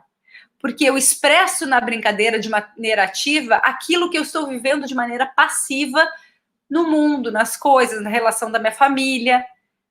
Então, a criança coloca nesse brincar livre toda a sua potência criativa. E o brincar salva. O brincar garante saúde mental. Nas situações mais adversas, de guerras, de refugiados, né, de fome. Quando as crianças ainda estão brincando, a gente tem esperança. A criança que parou de brincar simbolicamente, que parou de construir brincadeiras que tenham narrativa. Então, era uma vez, né, o pirata que subiu no barco e foi... Essa brincadeira que tem uma narrativa que é construída pela criança. Quando a criança parou de brincar, toda a nossa preocupação precisa estar alerta. Liga todas as sirenes, porque nós temos uma situação de risco. E é visível crianças que não estão conseguindo, como a gente diz, armar uma brincadeira. Então, só no movimento exploratório. E o excesso de telas, de jogos, aí especialmente, prejudica muito o brincar simbólico. A criança que fica exposta a telas excessivamente durante o dia demora um tempo depois para reconectar com o seu mundo interno e conseguir colocar, né, compartilhar esse brincar. E é muito importante que as crianças também no espaço da casa, elas tenham a liberdade para brincar, como a gente diz, só. Né? É só na presença do outro. Eu não preciso estar todo o tempo em interação com os meus pais. Eu não preciso que meus pais estejam todo o tempo brincando comigo. Eu posso ter o prazer e a delícia de brincar sozinho. Para isso, eu preciso de um ambiente que não seja invasivo, de um ambiente que organize, que proporcione o uso dos objetos do ambiente, da panela da casa, da colher de pau, das pedrinhas do quintal. Um ambiente que a criança também sinta que é dela, que ela também pode usufruir, e na medida que ela sente que é dela, ela também vai cuidar. Com os adolescentes, a gente tem que ter cuidado quando a gente fala do uso do celular, porque agora também é o momento deles contatarem com os amigos. Então é diferente o adolescente que está até brigando ali no Twitter, fazendo as tretas da turma, e brigando no WhatsApp, criando confusão, ou se apaixonando, fazendo uma declaração de amor, conversando lá com a banda do K-pop, quem gosta mais, né, daquela outra banda, trocando músicas. Esse adolescente que está usando as redes sociais como forma de interação, ele está fazendo os ensaios simbólicos próprios da adolescência, que são maravilhosos. Que é diferente do adolescente que está utilizando os recursos digitais apenas como uma negação da realidade. Não que a negação da realidade, às vezes, ela não tenha sua utilidade, porque nós adultos também fazemos isso, né? A gente também vai para o celular para desconectar um pouco do mundo.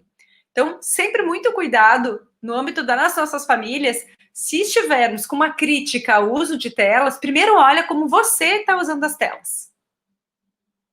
Se você está usando excessivamente as telas, se sente capturado, quase viciado nisso, primeiro muda o teu comportamento para depois exigir fazer combinados, construir acordos dentro da tua casa com as crianças e com os adolescentes e também para problematizar isso com os estudantes.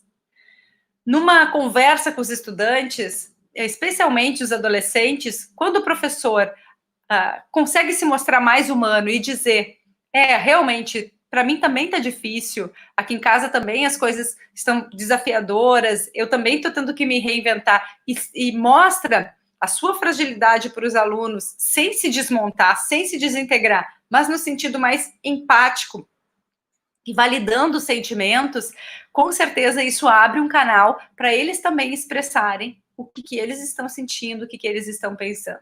Entendendo que adolescente sente vergonha, adolescente tem timidez. Então, a gente tem que cuidar com as propostas que a gente oferece também, os ambientes virtuais que a gente oferece, porque às vezes não serão convidativos. Um outro ponto para a gente estar muito atento e conseguir fazer avaliação de risco, tá? Como eu falei, a criança que não está brincando em casa, simbolicamente, brincando livre, construindo narrativa, a gente precisa estar alerta. Aquele adolescente que ia para a sala de aula, estava sem vínculo algum com o colega, não tinha parceria, estava desparcerado, não tinha parceria, que alguém que esperasse ele na chegada, e o que sentisse a sua falta quando ele não fosse na aula. Aquele adolescente que estava isolado na turma, tomou um golpe agora do real tão forte, recebeu um golpe de realidade, porque tem adolescentes que não estão recebendo um contato de colega, não estão em grupo de WhatsApp nenhum, não falam com ninguém, estão absolutamente invisibilizados, e isso é muito dolorido. Então, a gente também pode estar aguçando o nosso olhar e estando atento para aqueles adolescentes que a gente já se preocupava, e olha assim, como será que ele está? Com quem será que ele está falando? Como que a turma está organizando para manter os laços vivos? Porque inconscientemente, pessoal, de uma forma muito primitiva, é como se a gente estivesse combinando. Ninguém vai morrer. Eu sei que parece duro isso que eu estou dizendo, mas o laço primitivo é esse: ninguém vai morrer. Eu vou cuidar de mim, você vai cuidar de você, e a gente vai voltar, iremos retornar para a escola todos juntos e bem, né? Então, poder olhar, mostrar para esse adolescente que tu te importa, mesmo que ele não se abra, mas só um movimento da escola de fazer um contato já é importante. Nas situações de maior vulnerabilidade, as famílias que a gente precisa se preocupar com a segurança alimentar, que não tem saneamento, né? Nas situações lá mais graves de vulnerabilidade, a gente precisa acionar as redes de cuidado que a gente tem. Eu vi muitos professores se colocando em risco, mas com todos os cuidados, máscara, etc., entregando cesta básica para os seus estudantes, com histórias lindíssimas, né, dizendo, olha, prof, muito legal essa campanha que você fez, essa cesta vai me ajudar, mas pode entregar para a casa da frente, porque eu acho que eles vão precisar mais. E outras histórias assim, porque as pessoas, elas também estão dentro, né, dos seus contextos, acionando essas redes de solidariedade. E com isso a gente acreditar e nunca duvidar da potência do outro de ser criativo, de encontrar soluções para os problemas. Ao invés de a gente oferecer soluções, a gente pode primeiro estar disponível para escutar o que o outro tem a dizer e como é que o outro está criando estratégias para se manter em saúde e segurança. É claro que é muito difícil falar de isolamento social quando eu tenho 8, 9, 10 pessoas morando numa casa de 1, 2 cômodos, né? Como é a realidade de muitas famílias. Mas, frente a essas situações, muito cuidado para a gente não invadir o espaço do outro. Muito cuidado para que a gente possa estar lado a lado com o outro de forma simétrica, né, entendendo que toda atitude, todo gesto importa, mas desde que esse gesto ele não seja invasivo, que ele seja respeitoso para ti, respeitoso para o outro também. Educação infantil, né? Se a gente está falando de relações de intimidade, dessa criança que vai utilizar o ambiente da casa como um ambiente seu, um ambiente que ela pode transgredir, porque o brincar, ele é transgressão, né? Quando eu pego uma caneta e digo, oi, dona Caneta, tudo bem? Nossa, você tá meio laranjona hoje, né? Comeu muita laranja de meio-dia? E faço uma brincadeira com essa caneta e dou ânima, dou vida para ela, eu tô transgredindo o uso da caneta. O brincar é isso. Então, na medida em que seja adequado para aquela família e pelas regras daquela família e elas possam estar flexibilizadas, porque também não é a casa só a serviço da criança. Todas as necessidades precisam ser atendidas.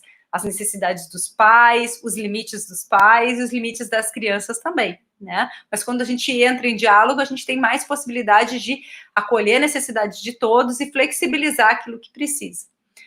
Na educação infantil, eu vejo como um caminho muito frutífero nesse momento é ajudar os pais a olhar. Ajudar os pais a olharem com mais curiosidade e mais contemplação para aquilo que é da infância das crianças. Esses relatos, né, de como as crianças estão crescendo, o que elas estão descobrindo, o que elas estão se transformando do desenvolvimento, porque na medida em que a gente cuida dos pais, a gente também está cuidando das crianças. É como no poema do Eduardo Galeano, né? Eu estou sem o poema aqui, mas é um poema que muitas pessoas conhecem, porque ele é belíssimo, e que conta que uma vez um menino foi conhecer o Marco, seu pai. Vou contar do meu jeito, tá, gente? É um pequeno conto, na verdade, dele. É o Diego Santiago, Bianca. Diego Santiago é o nome do menino. E Salvador, alguma coisa, um nome diferente, assim, meio russo, do pai. Eles vão para conhecer o mar, e quando se deparam na frente do mar, o mar é tão grande e o mar é tão vasto que o menino diz para o pai: pai, me ajuda a olhar? E essa é a infância, né? A infância é tão potente, ela é tão maravilhosa, que a gente precisa de ajuda para olhar. E às vezes os pais também precisam da ajuda nossa, da escola, para olhar com afeto, para olhar com curiosidade, para qualificar a sua escuta, qualificar o seu olhar para o desenvolvimento das crianças. Ao invés de a gente tentar incidir excessivamente sobre as crianças nesse momento, é o momento da gente, como função social da escola, acolher e cuidar dos pais. Nas lives docentes que a gente tem feito, especialmente com as turmas de berçário, né, e com as turminhas ali de 2, 3 anos, as lives mais potentes e que a gente sente que tem mais efeito, tanto de aprendizagem quanto de qualificação e da gente poder estar juntos pensando nessa integralidade da criança, são aquelas que a gente faz com os pais, especialmente com as mães, né? Porque mais do que nunca poder escutar as mães dizendo como é que elas estão fazendo as estratégias do cotidiano, o que está difícil, quais são as alternativas que elas estão pensando, como é que estão cuidando de si, o que elas construíram de possibilidade com as crianças. Essa mãe que foi escutada, que foi acolhida, essa família que se sentiu respeitada, que tem uma escola curiosa sobre o que esse pai, o que essa mãe tem a dizer sobre o seu filho, sobre o seu bebê, incide, e depois isso volta, isso reverbera de maneira tão bacana na relação com a criança e na continuidade do vínculo com a criança, que olha o bem que a escola pode estar fazendo. Olha o quanto de cuidado para as habilidades socioemocionais a escola pode estar dispondo na medida em que escuta e acolhe os pais. Nada é mais importante agora, gente, do que a garantia do bom vínculo familiar, do que a qualidade dos vínculos familiares, porque nós estamos em casa. Nós estamos em casa, a gente está com uma hiperconvivência que nunca vivemos, nem nos períodos de férias. É raro isso, né? Com pouquíssimas exceções, para a grande maioria, 99% das famílias de nós, é a primeira vez que estamos nessa hiperconvivência. Então, se a escola tem algo a contribuir para que essa convivência seja a melhor possível, a mais enriquecedora possível, a mais tranquila possível, a que prospere melhor. E com isso a gente pode estar ajudando as famílias a aprenderem estratégias de comunicação não violenta, aprenderem estratégias de envolvimento das crianças nas atividades domésticas, o que é super importante, de cuidar desse espaço, varrer a casa, limpar a casa, divisão de tarefas dentro da casa, né? Ajudando esses pais na resolução de conflitos de maneira respeitosa e que não seja pela violência, nem verbal, nem a violência física. Em função do horário, eu vou compartilhar algumas literaturas que eu separei aqui de indicação, que se as pessoas quiserem continuar nos estudos. Depois a gente abre para mais conversa. Pode ser? Pode ser. Pode ser. Eu acabo me esquecendo. Então, o que eu tenho para compartilhar com os profs sedentos por novas literaturas? Sempre, né? Disciplina Positiva em Sala de Aula, da Jane Nelson, tá? E da Lynn Lott, maravilhosas. Esse livro mostra uma outra perspectiva, um outro paradigma de pensar as relações dentro da escola. E é muito coerente com a BNCC e com a ética do cuidado. Então, e é muito prático. Ele traduz os princípios que a gente acredita de uma educação de qualidade integral e de valores em estratégias concretas de como se comunicar e resolver conflitos, respeitando a dignidade do adulto e respeitando a dignidade da criança, a partir de espaços de participação. Junto com, na mesma esteira, eu indico Educação e Valores, do Ulisses Araújo, que trabalha com as assembleias escolares. Tem experiências lindas de assembleias remotas, gente, dos adolescentes e das crianças, discutindo olha, como é que foi essa semana o uso dessa metodologia ou dessa distribuição de tempo? Foi interessante? Não foi? Eles estão participando do processo. Então, esse livro é bárbaro. Para quem quiser pensar um pouco mais sobre as relações nas suas casas com seus filhos e adolescentes, o livro básico da disciplina positiva, também faço uma indicação. Os livros do Daniel Siegel, Cérebro do Adolescente, Cérebro da Criança, para entender como que nós somos convocados pelo nosso cérebro, a reagir em situações de estresse, em situações de ameaça, que é isso que a gente está vivendo agora, como que a gente convoca o nosso cérebro mais evoluído, o nosso córtex pré-frontal, que é capaz de resolver problemas, de antecipar fatos, de tomar decisões respeitosas em relação ao outro, ao invés de estar usando sempre o cérebro primitivo, que vai só para a luta, só para a fuga ou paralisa, e que é, né, quando a gente está usando o cérebro primitivo, a possibilidade de nós sermos desrespeitosos com o outro e conosco é muito grande. Então, entender essas estratégias de abordagem é fundamental. Esse livro é maravilhoso e eu indico não só para pais, mas também para professores. Criar Filhos Compassivamente, do Marshall Rosenberg, que fundamenta toda a comunicação não violenta. É um livro bem fininho, para ler em 1 hora, gente. Delícia, ele traz exemplos muito claros de família e de escola, tá? Então, se a gente quer trabalhar com habilidades socioemocionais, é entender que... Vou dar uma paradinha agora. Trabalhar com habilidades socioemocionais não é treinamento de criança e adolescente. Quando a gente fala de habilidades socioemocionais, é uma mudança no adulto, na postura do adulto, que modela para essa criança e para esse adolescente como que a gente lida de maneira mais assertiva com as situações de conflitos, com os erros, com as adversidades da vida. E a gente vai juntos na experiência, na relação com o outro, desse professor que responsabiliza, que encoraja, que não resolve pelo aluno, que não é negligente, também não é permissivo, que não coloca o aluno num lugar de passividade, que estimula esse aluno a se superar, a construir, a criar alternativas para a resolução de problemas, seja eles quais forem. Então, é uma mudança na postura do adulto. Não é um conteúdo pré-estabelecido, não é treinamento. Por isso que é tão difícil. Por isso que é tão desafiador. Porque demanda um olhar e um fazer sobre si mesmo constante, uma avaliação permanente. E esse professor precisa primeiro ser muito generoso consigo mesmo, entendendo que erros fazem parte do processo e que sim, a gente aprende no caminho, né? Então, primeiro tem que poder olhar com gratidão e com generosidade para si mesmo, para poder fazer esses processos de transformação com as crianças e adolescentes. Para quem gosta... Opa, continua aí, depois eu entro com algumas... Quem gosta de filosofia, Gilles Deleuze, Conversações, tá?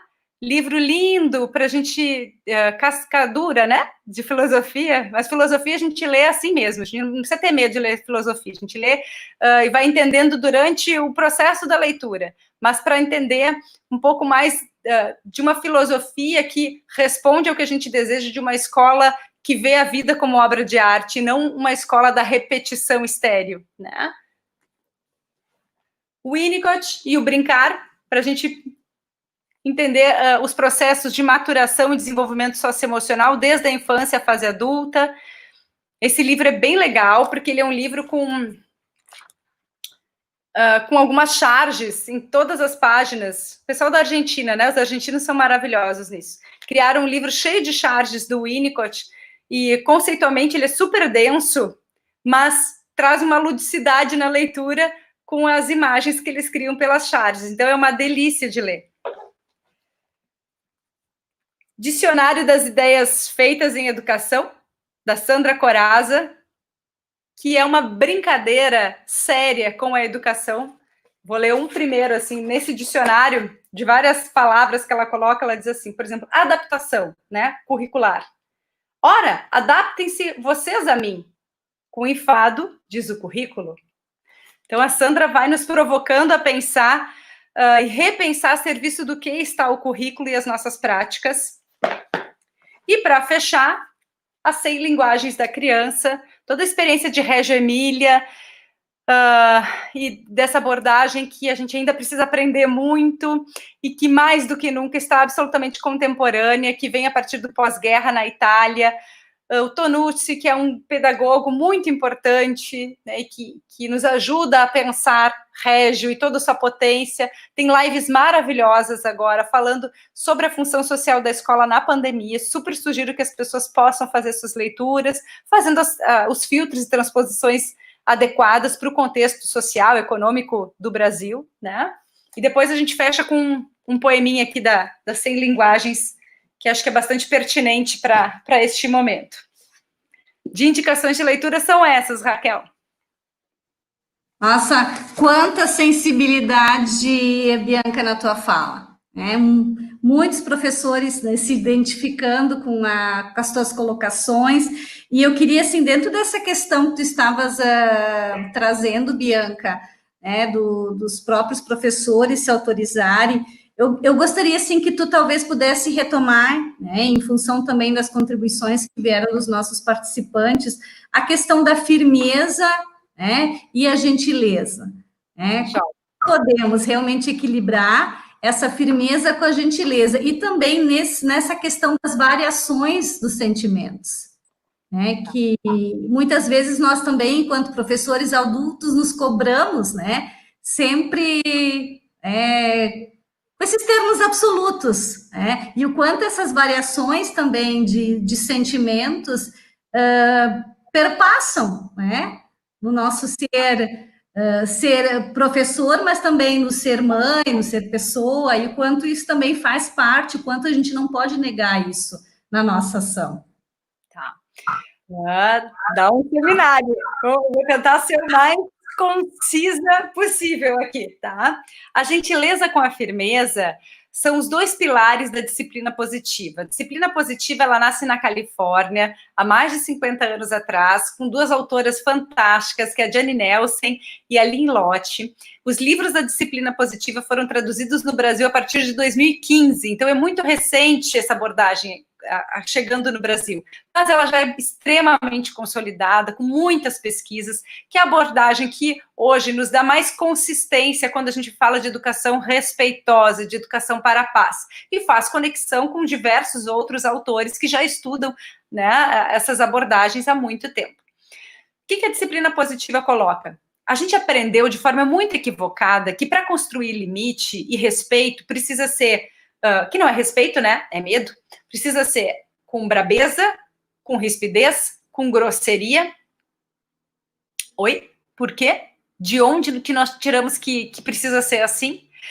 No Brasil, isso é mais difícil ainda, porque nós somos uma sociedade extremamente preconceituosa, uma sociedade com índices de violências altíssimos, que não tolera a diferença, tanto que nós temos os maiores índices de morte de LGBTs, travestis, da população negra. Então, no Brasil, com a sua história colonial e com a sua história de muita violação de direito, isso é mais difícil ainda. E a gente precisa, com seriedade, olhar para as violências que temos culturalmente, porque fazer essa subversão e mudar a chave no relacionamento com as crianças é muito difícil.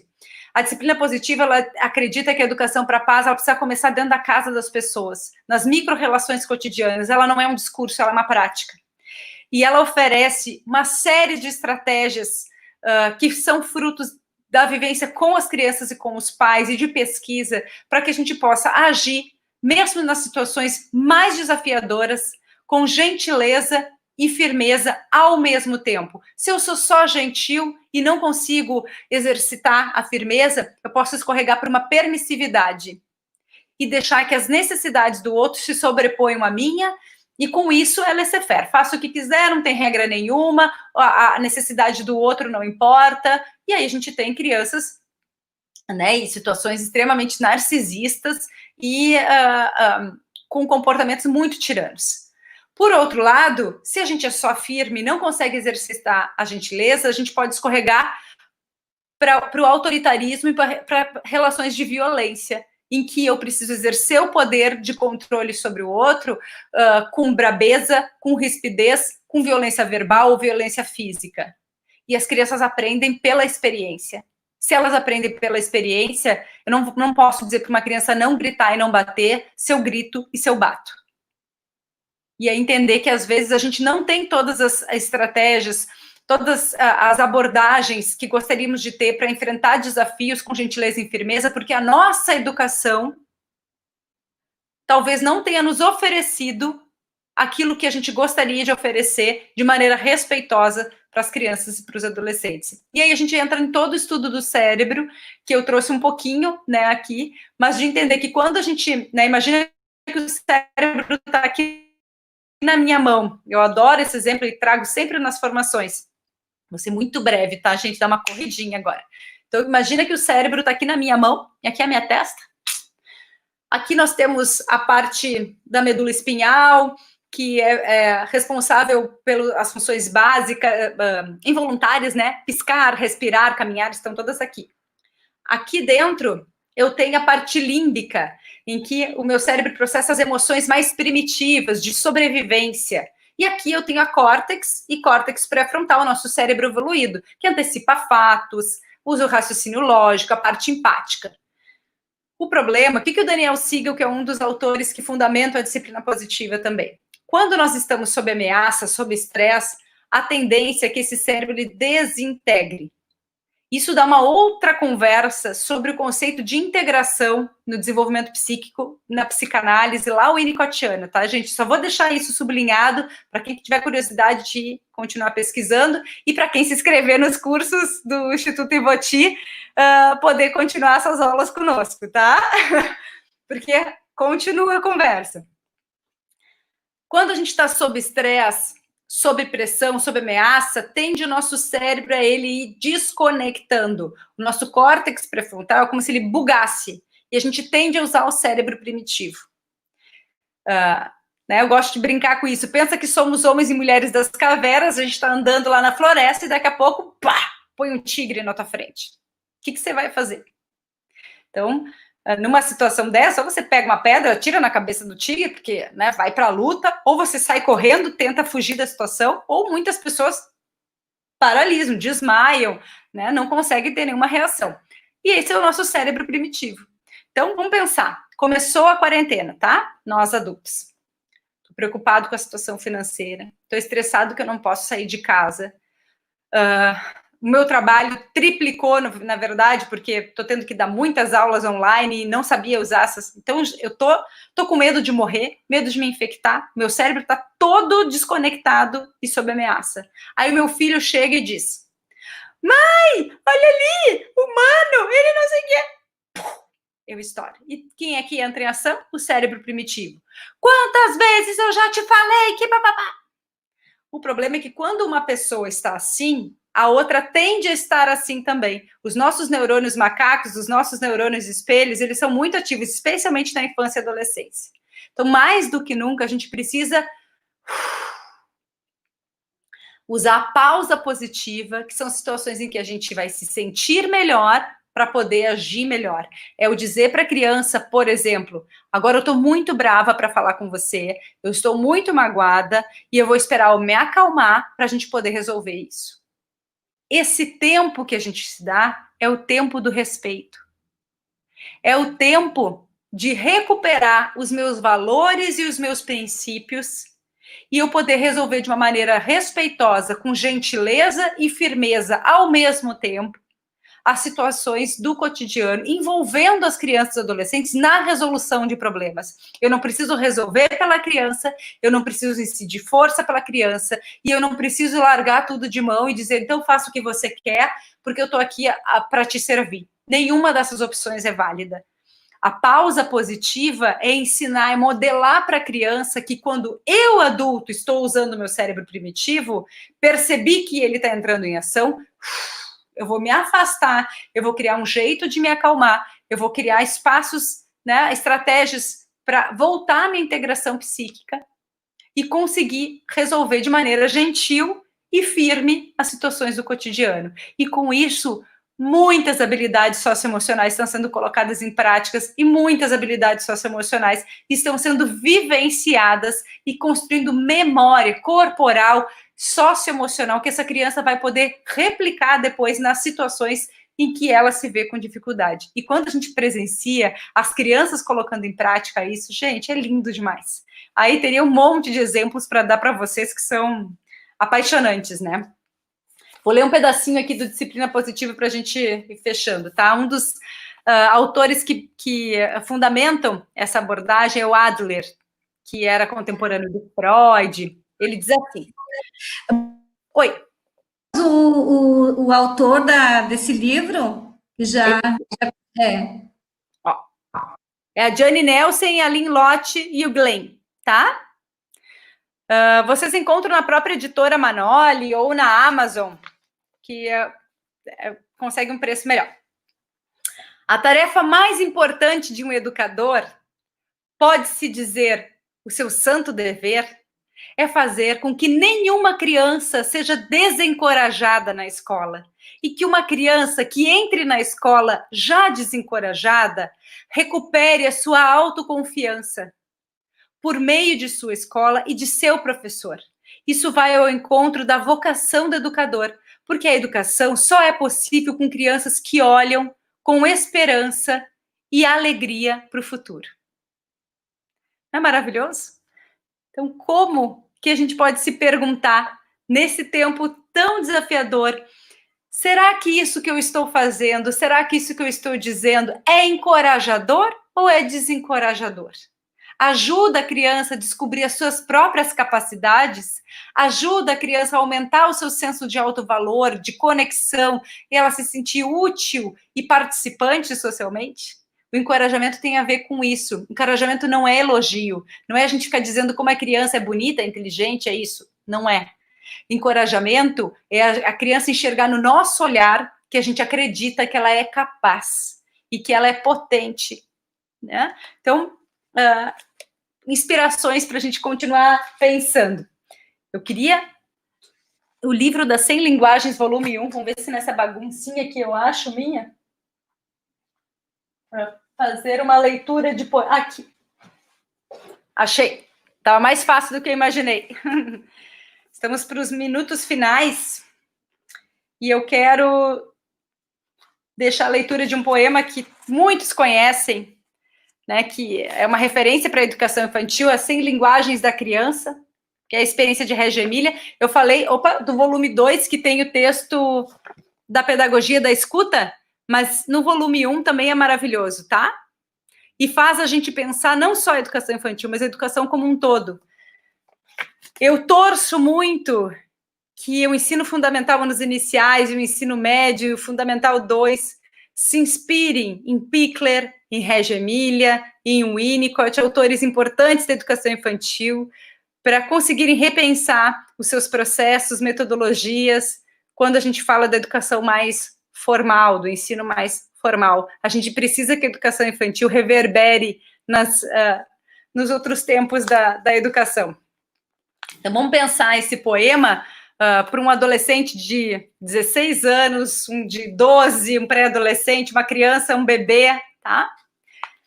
Loris Malaguzzi, né, grande pedagogo, nos diz assim: ao contrário, as 100 existem. A criança é feita de 100. A criança tem 100 mãos, 100 pensamentos, 100 modos de pensar, de jogar e de falar. 100, sempre 100 modos de escutar as maravilhas de amar. 100 alegrias para cantar e compreender. 100 mundos para descobrir e 100 mundos para inventar. 100 mundos para sonhar.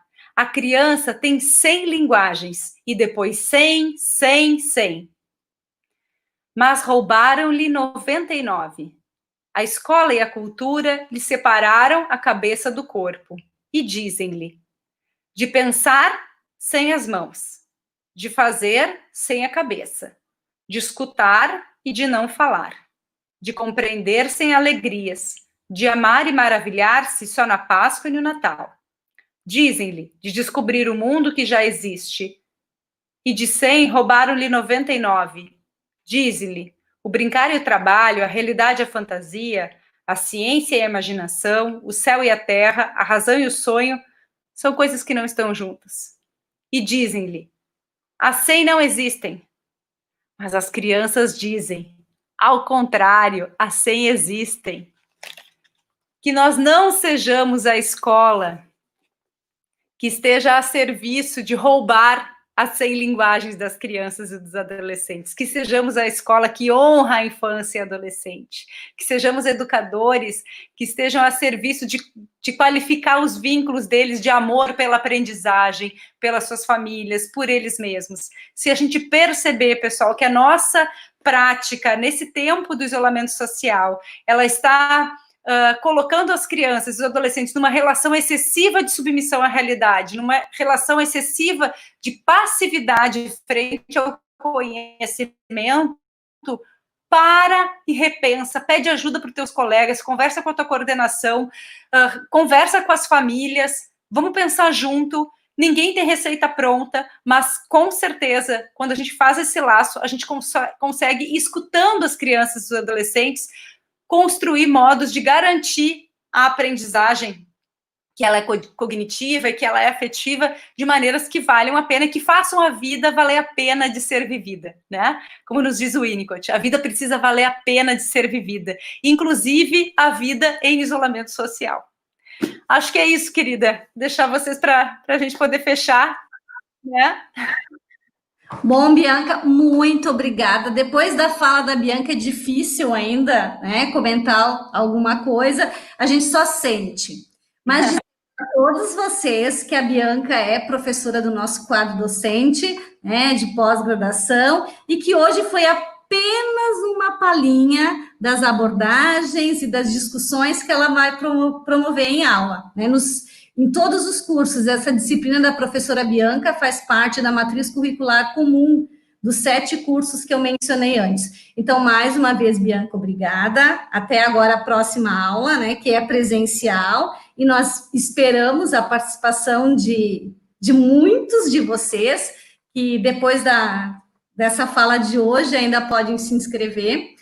Também quero reforçar que daqui a 3 semanas, dia 5 de junho, nós vamos ter a próxima aula aberta, vai ser com a professora Ana Lúcia Seconello, onde ela vai abordar temáticas bases neurobiológicas da aprendizagem, também em contexto de atividades não presenciais. Então, já estão todos convidados para participarem dessa aula, para a gente continuar a promover essas reflexões que são fundamentais nesse momento como esse. Então, nós vamos encerrando a nossa noite, agradecendo a participação de todos vocês, né, e estamos felizes, né, pela Bianca.